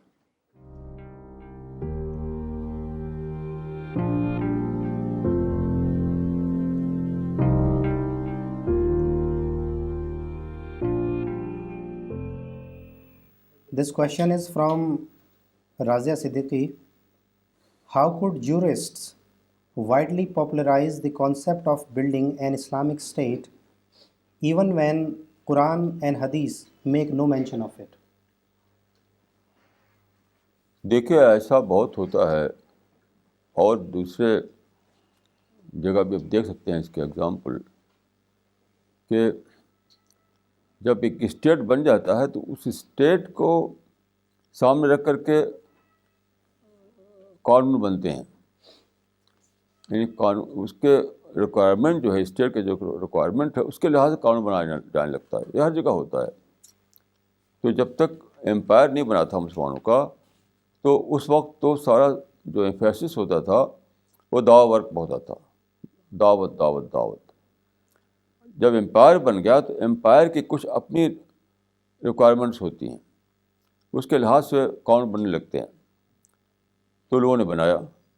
مثلاً یہ ہے کہ امپائر نے ایک کنٹری پر اپنا قبضہ کیا, اور تو وہ کنٹری اس کے پہلے بولا جاتا تھا لفظ ممالک محروسہ, یعنی پولیٹیکل ٹرم تھا ممالک محروسہ, اور فقہ میں استعمال کیا گیا دارالاسلام. وہ دارالاسلام ہو گیا.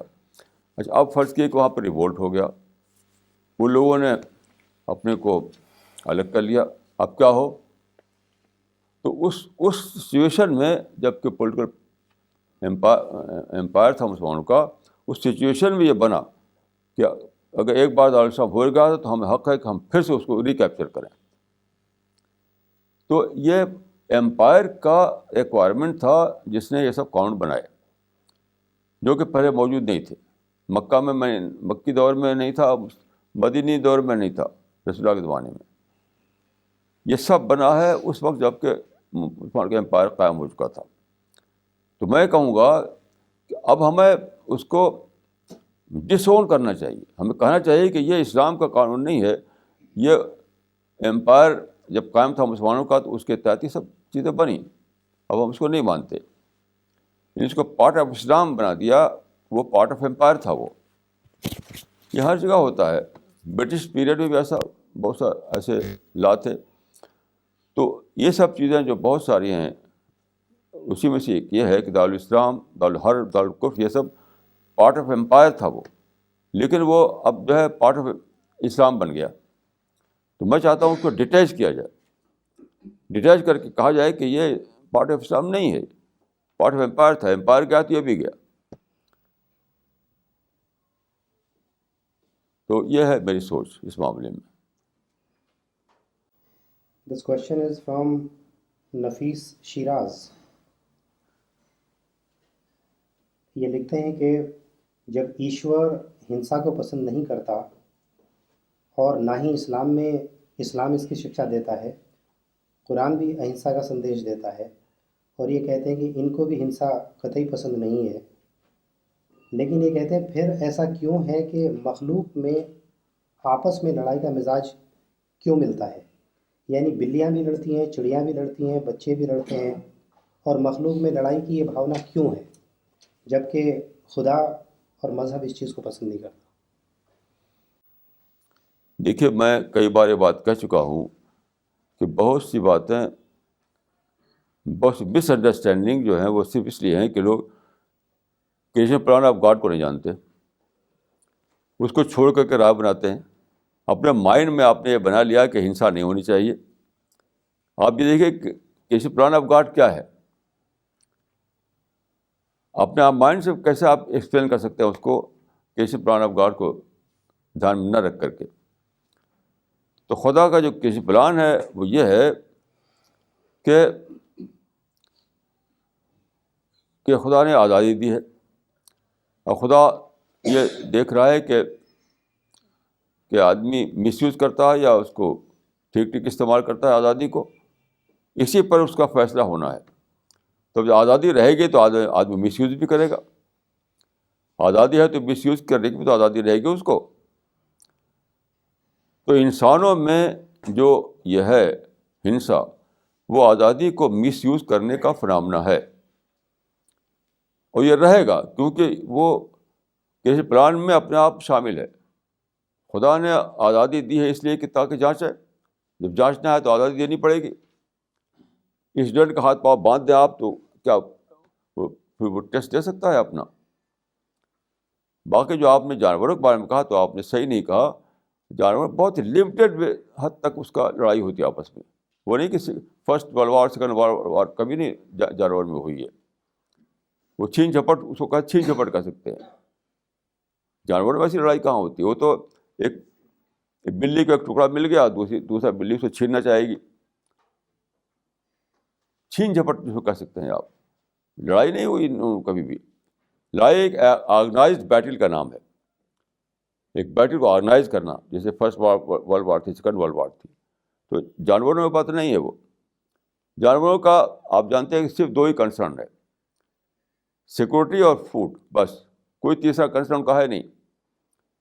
تو سیکورٹی کو اپنے کو بچانے کے لیے وہ کہیں اٹیک کرتے ہیں کسی کو، جب سمجھتے ہیں کہ یہ میرے لیے یہ وہ بن رہا ہے، سیکورٹی رسک بن رہا ہے. یا کھانا ہے، کوئی فوڈ مل گیا کسی کو، دوسرا بھی چھیننا چاہے گا تو اس میں آپ چھین جھپٹ کچھ ہوتی ہے.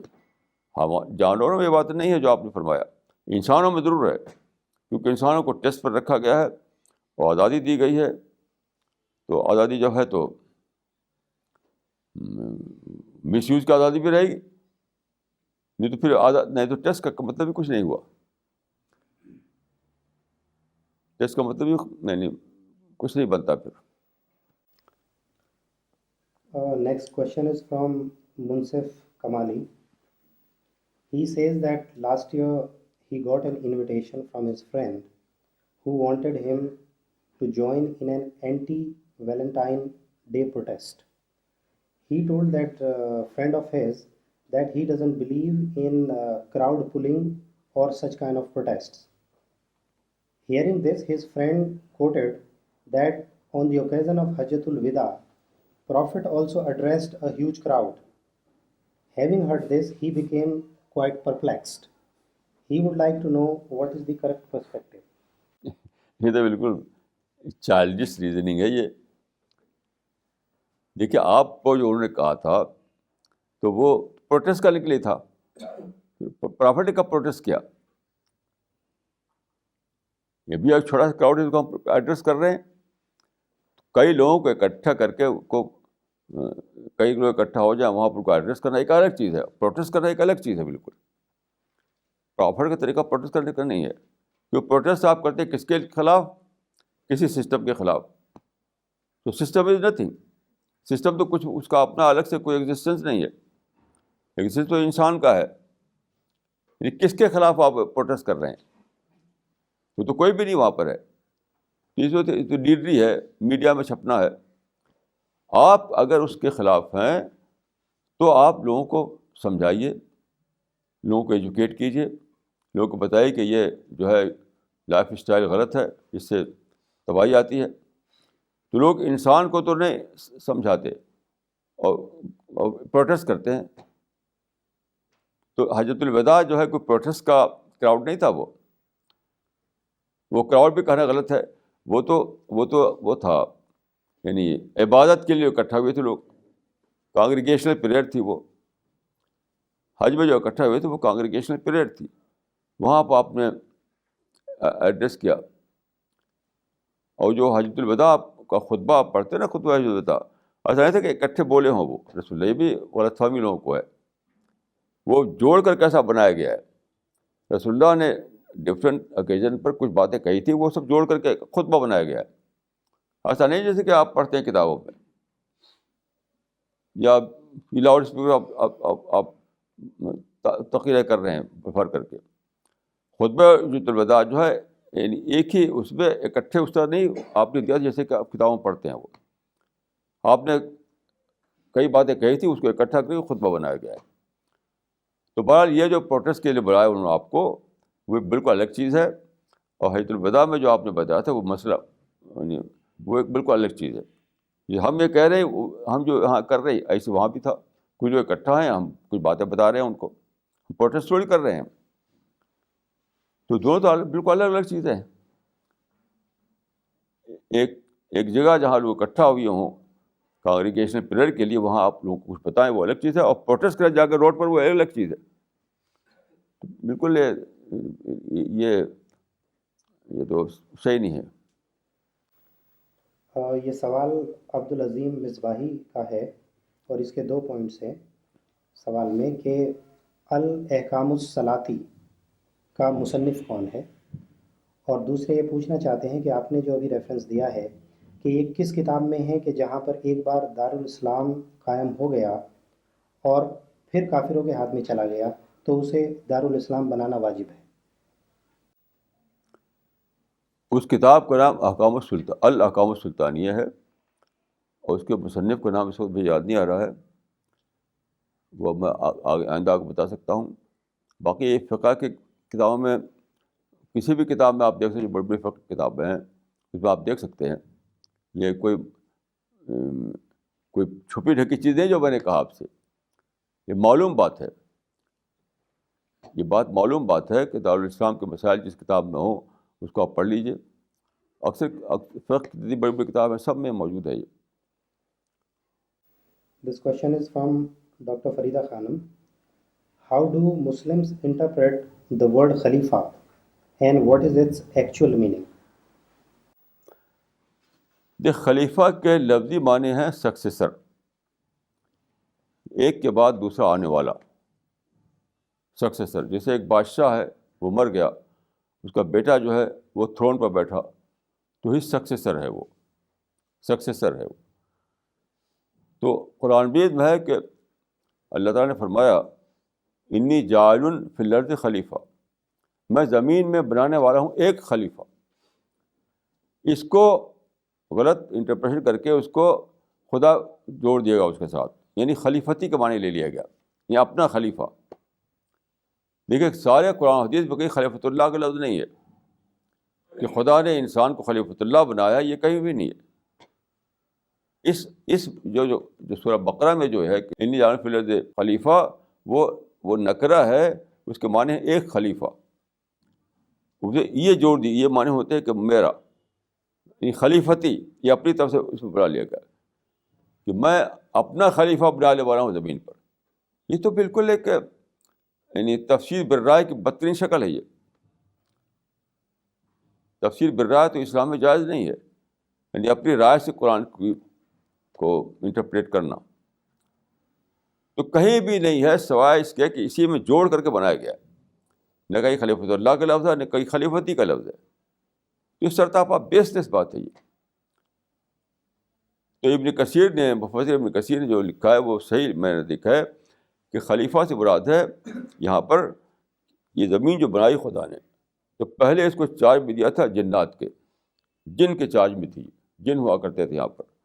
تو جنوں نے بڑی مار دھاڑ کی, بہت فساد مچایا, تو جن کو خدا نے ہٹا دیا یہاں سے, ان کے چارج سے چھین لیا, اور پھر انسان کو اس کا چارج دیا.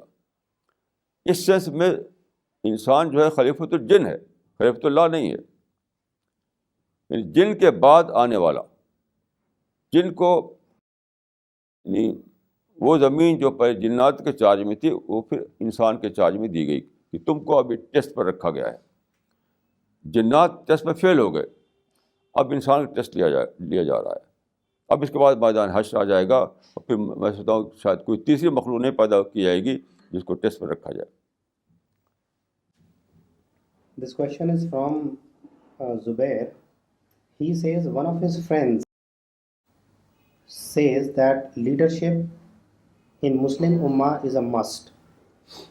And he gives examples that the companions of the Prophet kept Prophet's body unburied until they got Abu Bakr appointed as a Khalifa.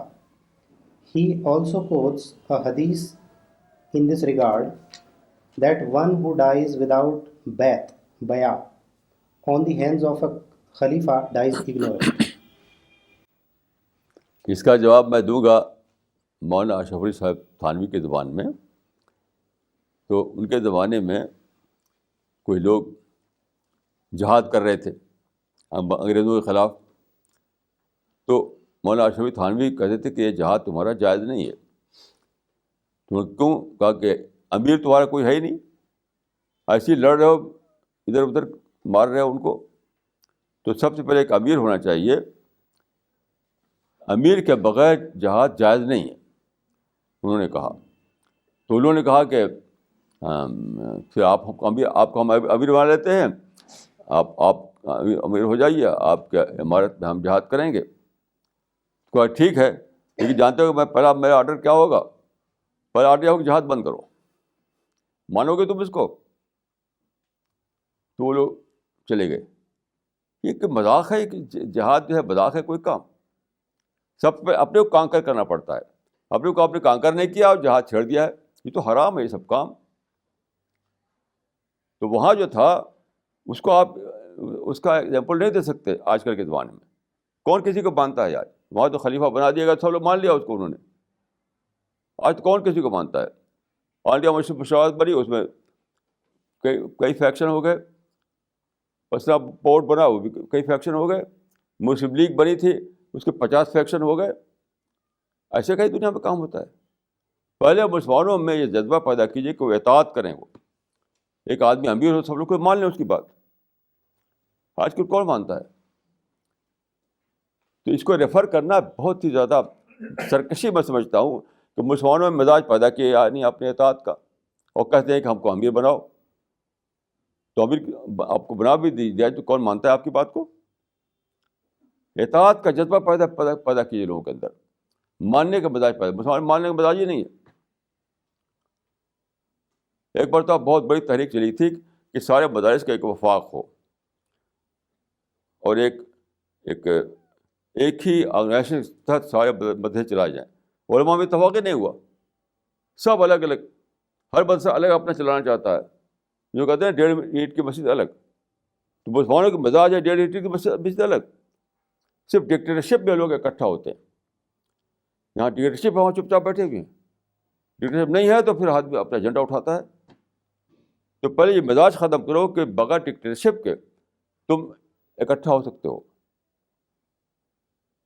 کہیں کے مسلمان, کیا دلی کے مسلمان اکٹھا ہیں؟ کوئی کہہ سکتے ہیں آپ کہ دلی کے مسلمان یعنی کسی پلیٹ فارم پہ اکٹھا ہیں؟ ہمیشہ یعنی ہر آدمی اپنا ایجنڈا الگ اٹھاتا ہے. تو اسٹارٹنگ پوائنٹ دیکھیے یہ نہیں کہ آپ امیر مقرر کریں. اسٹارٹنگ پوائنٹ یہ کہ مسلمان مزاج ماننے کا مزاج پیدا کریں. ماننے کا مزاج تو ہے ہی نہیں. تو اسٹارٹنگ پوائنٹ کیسے بن سکتا ہے کچھ اور؟ لوگ اسٹارٹنگ پوائنٹ میں غلطی کرتے ہیں, سمجھتے ہیں کہ ایک امیر بنا کر اس کو اعلان کر دیا جائے تو بس کام بن گیا. نہیں, پہلے مزاج بناؤ لوگوں کے اندر, ماننے کا مزاج, اطاعت کا مزاج, تسلیم و رضا کا مزاج. تب جا کر کے امیر مقرر کوئی فائدہ ہوگا, ورنہ کوئی فائدہ نہیں ہوگا. اس میں ایک اور انتشار پیدا ہو جائے گا. یہ تو بہت ہم تماشا دیکھا اپنی لمبی عمر میں, ہم نے بہت دیکھا کہ بار بار ایسا ہوا اور بار بار وہ ٹوٹ گیا, وہ نظام ٹوٹ گیا, کیونکہ کوئی مانتا کوئی ہے نہیں, کوئی مانتا ہی نہیں. Mala, his second point, he wants your guidance on this hadith, that one who dies without bayat on the hands of Khalifa dies ignorant. How correct it is? بھئی یہ رسول اللہ فرمایا تھا مدینے میں, مکہ میں نہیں. پہلے آپ مکے دور سے گزر جائیے, مطلب لوگوں کے ذہن بنائیے. ذہن تو بنایا نہیں آپ نے, اب خلیفہ بنا رہے ہیں. آپ نے رسول اللہ نے فرمایا تھا اس وقت جب کہ آپ نے ذہن بنا چکے تھے. آپ جب ذہن ہی نہیں بنا ہوا تو خلیفہ کیا کرے گا؟ کچھ بھی نہیں کر سکتا. تو اس حدیث کا آغاز یہاں سے نہیں ہوتا کہ آپ خلیفہ اپائنٹمنٹ کریں کسی کو. اس کا آغاز یہاں سے ہوتا ہے کہ آپ لوگوں کا یعنی اسلام کی موومنٹ شروع ہوتی ہے, اقرا شروع ہوتی ہے. اقرا, لوگوں کو ایجوکیٹ کرو. پہلی آیت ہوتی تھی اقرا علم بالقلم. وہی کام ہم کر رہے ہیں, لٹریچر کے ذریعے سے ہم کام کر رہے ہیں. تعلیم بالقلم کا کام ہم کر رہے ہیں. تو پہلے لوگوں کو ایجوکیٹ کیجیے، لوگوں کے ذہن بنائیے، ان کا مائنڈ بنائیے، مائنڈ کی ری انجینئرنگ کیجیے. یہ تو کوئی کرتا نہیں، بس چاہتے ہیں خلیفہ بنا دو. تو بالکل ہی نہیں، امپاسبل ہے یہ بات.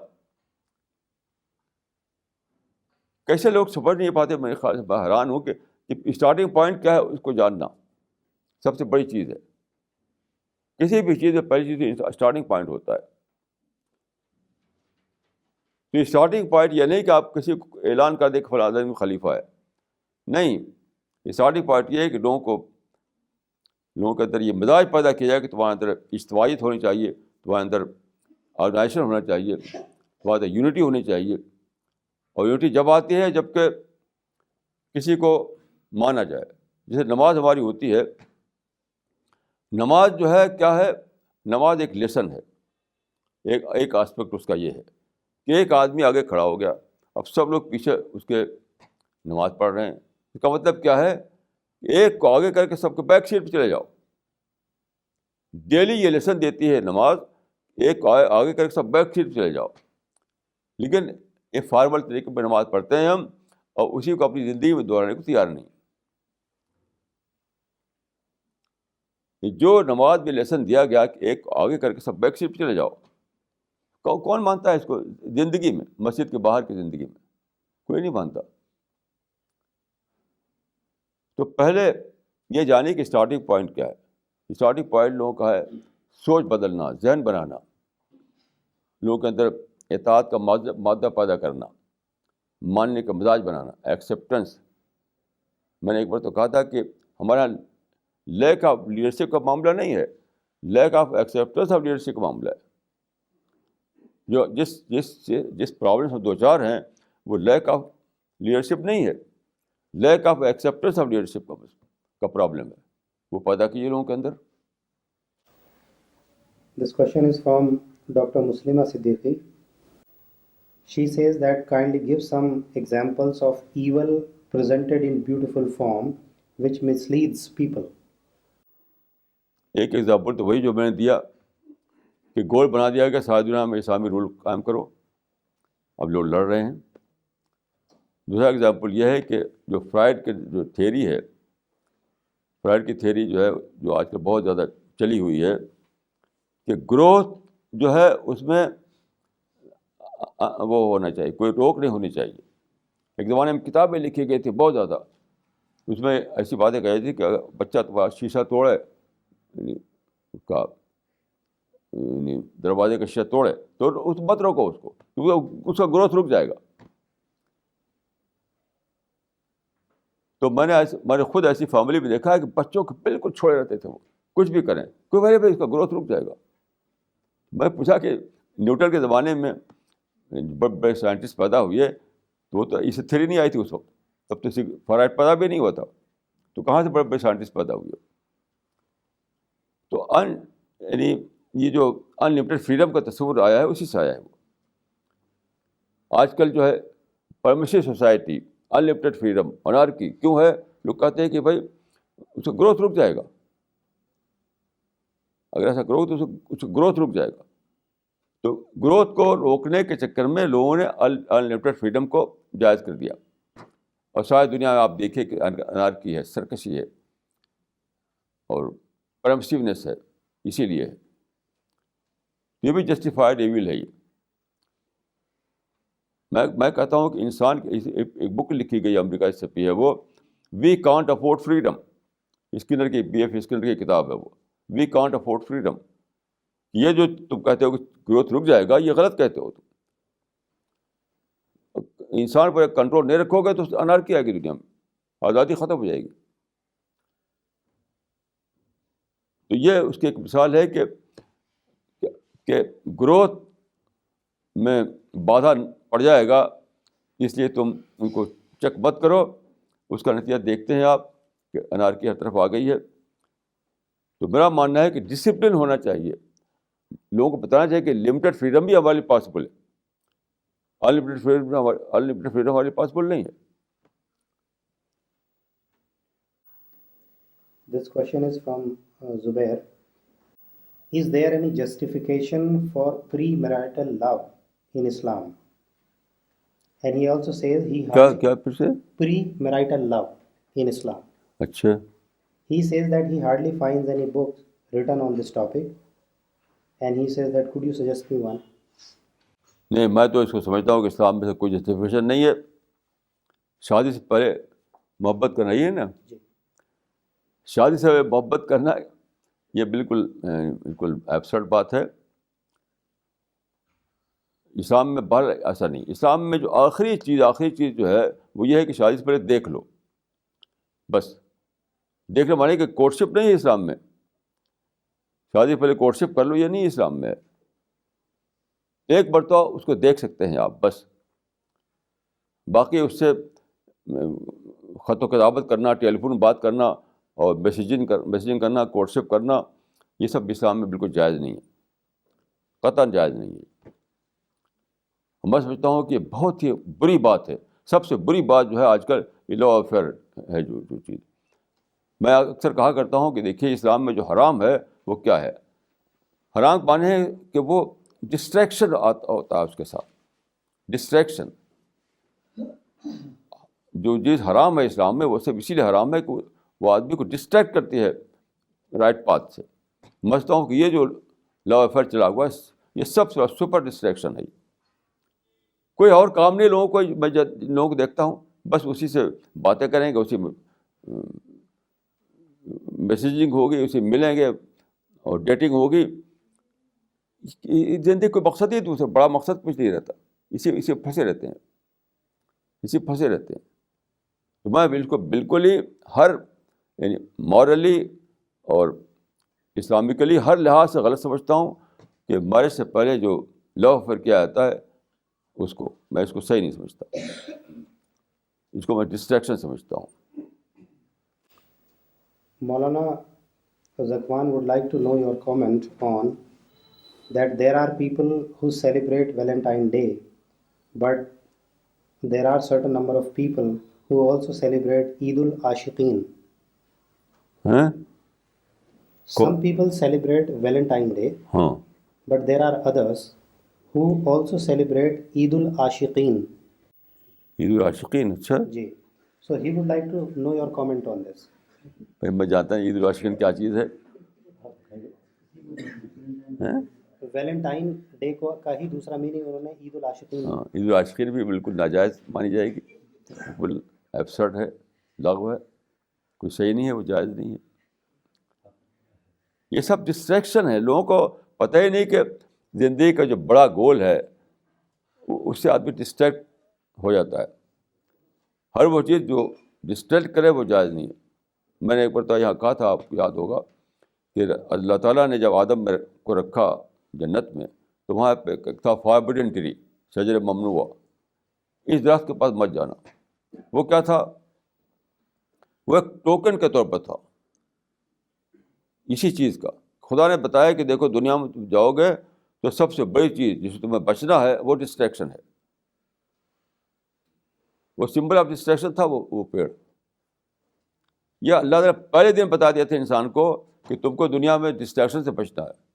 All kind of distractions, save your self from all kind of distractions.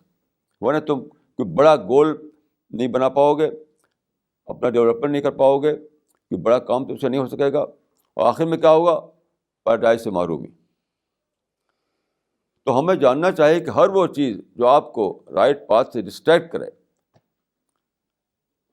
Right path کیا ہے؟ High thinking, intellectual development, study, اپنے آپ کو, اپنے مائنڈ کو زیادہ سے زیادہ یعنی اکوپ کرنا معلومات سے, بڑی بڑی باتوں سے. تو جو چیز اس سے ڈسٹریکٹ کرے آپ کو وہ سب ناجائز ہے. یہ پہلے دن اللہ تعالیٰ نے بتا دیا تھا انسان کو جنت میں. تو بہت سی چیزیں اس کو فتویٰ کی زبان میں حرام کہا جاتا ہے, وہ حقیقت میں ہوتی ہیں یعنی source of distraction. This question is from Muhammad Adil. Is it necessary for a Muslim to support his homeland if the country is ruled by a non-Muslim? بھائی مسلم نان مسلم کا نظریہ بالکل باطل ہے. یہ جس ملک کا آدمی رہتا ہے وہ اس کا ملک ہے سب کے لیے. بہت ہی غلط ذہن مسلمانوں میں ہے. جو ہمارا وطن ہے وہی ہمارا وطن ہے. اگر آپ عرب میں ہیں تو وہی آپ کا وطن ہے, انڈیا میں ہے تو وہی آپ کا وطن ہے. آپ کو یعنی ایک ہی نیشنل پالیسی, ایک ہی پالیسی ہوگی, سب کے لیے پالیسی ہوگی. ایک ہی نیشنل پالیسی ہوگی جو سب کے لیے ہوگی, چاہے مسلمان ہو چاہے نان مسلم ہو. اس معاملے میں کوئی فرق نہیں ہے. میں سمجھتا ہوں کہ مسلمانوں میں بہت ہی بڑی برائی یہ ہے, سپر ایول ہے, کہ وہ اپنے ہوم لینڈ سے انہیں محبت نہیں ہوتی. اور اسی لیے بہت نہیں ہوتی کہ سمجھتے کہ تو دارالکفر ہے اور فلاں ہے, دارالحرب ہے, یہ ہے وہ ہے. یہ سب نظریات بالکل بیس لیس نظریے ہیں. ہر وہ چیز جو قرآن و حدیث میں نہ ہو وہ باطل ہے, وہ بدعت ہے, وہ اس سے باہر نکلنا ہو. کو میں آپ کو ایک واقعہ عرض کروں. میں ایک جلسے میں تھا, علماء کے جلسے میں, تو وہاں پر یہ مسئلہ تھا. تو ایک شخص نے وہاں پر کہا کہ حدیث میں آیا ہے کہ حب الوطن من الایمان, حب الوطن من الایمان, یعنی وطن سے محبت کرنا یہ ایمان کا حصہ ہے. تو ایک عالم صاحب کھڑے ہوئے, انہوں نے کہا کہ یہ حدیث غلط ہے, یہ موضوع ہے. تو اس کے بعد میں آیا, میں نے کہا کہ دیکھیے یہ جو قول ہے حب الوطن من ایمان, اگر یہ حدیث رسول نہ ہو تو حدیث فطرت ہے. یہ یاد رکھیے, اگر یہ حدیث رسول نہ ہو تب بھی یہ حدیث فطرت ہے. یہ فطرت میں ہے انسان کے کہ وہ اپنے وطن سے محبت کرے. تو میں نے پوچھا کہ بتائیے کہاں لکھا ہوا ہے کہ اے لوگوں اپنے ماں سے محبت کرو, کہاں لکھا ہوا ہے؟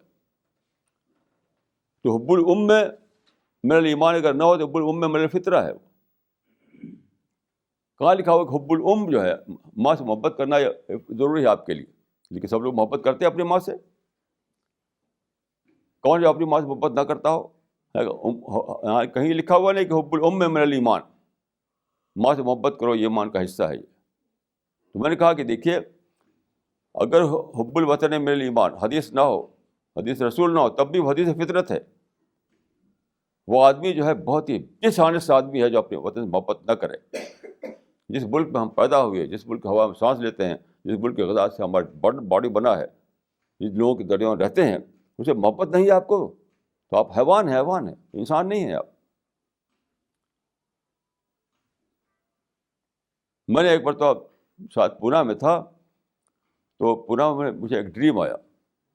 میں اس بارے میں بہت سخت یاد رکھی. وہ ڈریم آیا ایک, میں نے کہا مہاتما گاندھی آئے ہیں خواب میں, مجھ سے کہتے ہیں کہ اے مولانا میں تم کو میں محب وطن مانتا ہوں, پیٹریٹ, محب وطن تو پیٹریٹ مانتا ہوں. تو میں رو پڑا. میں نے کہا گاندھی تمہارے سرٹیفکیٹ کی ضرورت نہیں ہے, میں نیچر میرے لیے کافی ہے کہ میں اپنے وطن سے محبت کروں. کسی گاندھی کے سرٹیفکیٹ کی ضرورت نہیں ہے میں وطنی کے لیے. میں انسان نہیں ہوں اگر اپنے وطن سے محبت نہ کروں, اس لیے میں اپنے وطن سے محبت کرتا ہوں. وہ انسان نہیں ہے, وہ حیوان ہے. وہ ایک حیوان کو آپ چاہے انڈیا میں رکھے چاہے اس کو امریکہ میں لے جائیے, ہر جگہ برابر ویسے رہے گا. وہ یہ انسان کی فطرت میں انٹروومن ہے کہ وہ اپنے وطن سے محبت کرے. جو اپنے سے محبت نہ کرے وہ ڈس آنیسٹ آدمی ہے, وہ حیوان ہے, وہ اینیمل ہے. وہ تو مجھے یاد ہے کہ میں نے کہا کہ آدھی مجھے تمہاری سرٹیفکیٹ کی ضرورت نہیں ہے, میں انڈیا میں پیدا ہوا تو انڈیا سے مجھے محبت ہے, اور یہ ہوم لینڈ ہے تو مجھے محبت ہے.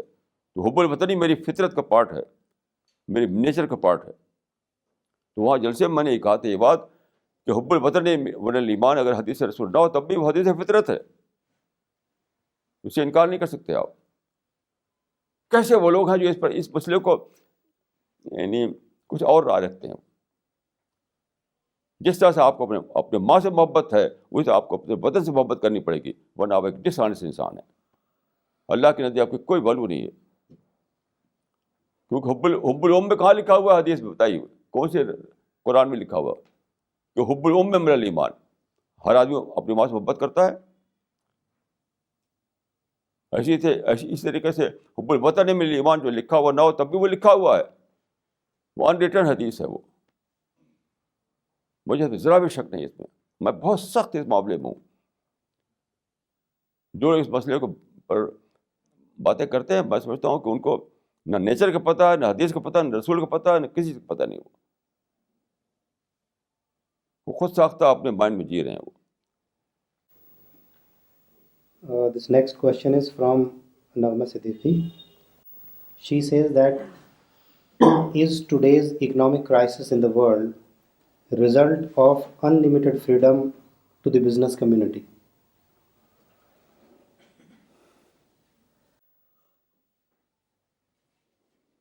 اب یہ ایک کوشچن اتنا سادہ نہیں ہے کہ میں اس پر کوئی ایک کمنٹ دے سکوں، کیونکہ بہت سے کوشچن سے جڑے ہوئے ہیں.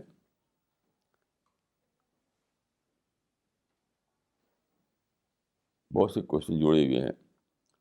میں ذاتی طور پر میں کہوں گا کہ ہر آدمی اپنی لمیٹیشن سے باہر جا کے جینا چاہتا ہے. یعنی جتنا میرے پاس آج ہے اس سے زیادہ میں چاہتا ہوں. More and more, more and more. الحاق و تکاثر. تکاثر کا معنی یہ ہوتا ہے کہ مور اور مور چاہنا، اور. تو کہیں آدمی کی حد نہیں آتی. تو یہ دنیا خدا نے بنائی اس لیے نہیں ہے کہ یہاں پر آپ انلمیٹڈ طور پر اپنی خواہشوں کو پورا کر سکیں. اس سے بنائی نہیں گئی یہ دنیا. انلمیٹڈ فلفلمنٹ تو صرف جنت پہ ہوگا، یہ دنیا میں پاسبل نہیں ہے. تو انسان کے اندر یہ بات ہے انلمیٹڈ فلفلمنٹ چاہتا ہے، وہ جنت کے لیے ہے، دنیا کے لیے نہیں ہے. لیکن آج ہر آدمی جو ہے، میں سمجھتا ہوں کہ چاہے چھوٹا ہو یا بڑا، وہ انلمیٹڈ طور پر اپنی خواہشوں کو پورا کرنا چاہتا ہے. اسی سے یہ بات ہوئی ہے، یعنی ان مینیجبل لمٹ سے چلاتے ہیں. آج ہی میں نے کسی صاحب یہ بات کر رہا تھا کہ ان مینیجبل لمٹ پر جو جائے گا وہ خود بھی تباہ ہوگا، دنیا کو تباہ کرے گا. تو چونکہ انسان اس پر راضی نہیں ہے کہ وہ مینیجبل لمٹ پر رہے، اس لیے سب کرائسس آتا ہے. اگر لوگ مینیجبل لمٹ پر رہنا جانیں تو کوئی کرائسس ہی نہیں. جیسے میں ہوں، سمپل لائف میری ہے، میں کسی کے لیے پرابلم نہیں ہوں، نہ گھر کے اندر نہ گھر کے باہر. میں نے گھر کے اندر پرابلم ہے، نہ گھر کے باہر پرابلم، کیونکہ میں ایک لمیٹڈ دائرے میں رہتا ہوں، مینیجبل لمٹ کے اندر رہتا ہوں. لیکن آج کل کیا حال ہے کہ سب کے سب لوگ انلمیٹڈ وے میں سوچتے ہیں، اپنے مینیجبل لمٹ کو سے کراس کر کے باہر چھلانگ لگاتے ہیں. اس سے ایک کرائسس پیدا ہوا ہے.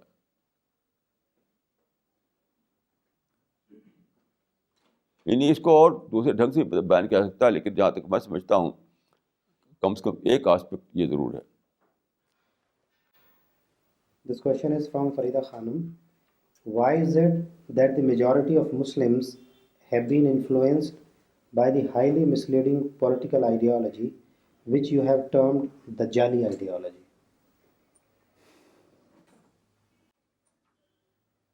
دیکھیے، آپ کسی سے بات کیجیے، کسی کے پاس قرآن کا ریفرنس نہیں ہوگا. اگر ہوگا تو غلط ریفرنس دے گا، وہ خام خواہ کا ایک آیت پڑھ دے گا وہ. یعنی میں لوگوں سے پوچھتا ہوں، آج تک کوئی آدمی مجھے نہیں ملا اپنی پوری زندگی میں. پوچھتا ہوں کہ کیا آپ نے کبھی ایسا کیا ہے کہ سنسیئرلی آپ نے قرآن کو صرف اس لیے پڑھا کہ میں کیا کروں. جن لوگوں نے مسلم لیگ بنائی، جن لوگوں نے جماعت اسلامی بنائی، جن لوگوں نے خلافت تحریک چلائی، جن لوگوں نے آزادی، بہت ساری تحریکیں چلائی لوگوں نے، جہاد آزادی چلائی.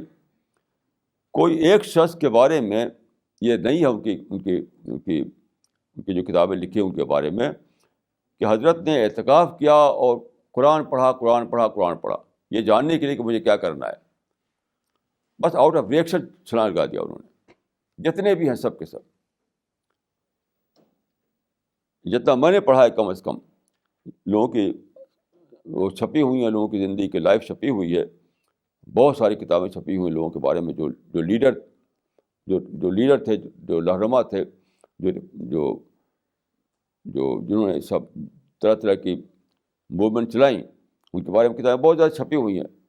میں نے بہت ساری کتابیں پڑھی ہیں. کسی ایک کتاب میں میں نے یہ نہیں پایا کہ اس میں یہ ہو کہ اس کا جو لیڈر صاحب تھے انہوں نے اعتکاف کیا اور قرآن کو پڑھا صرف.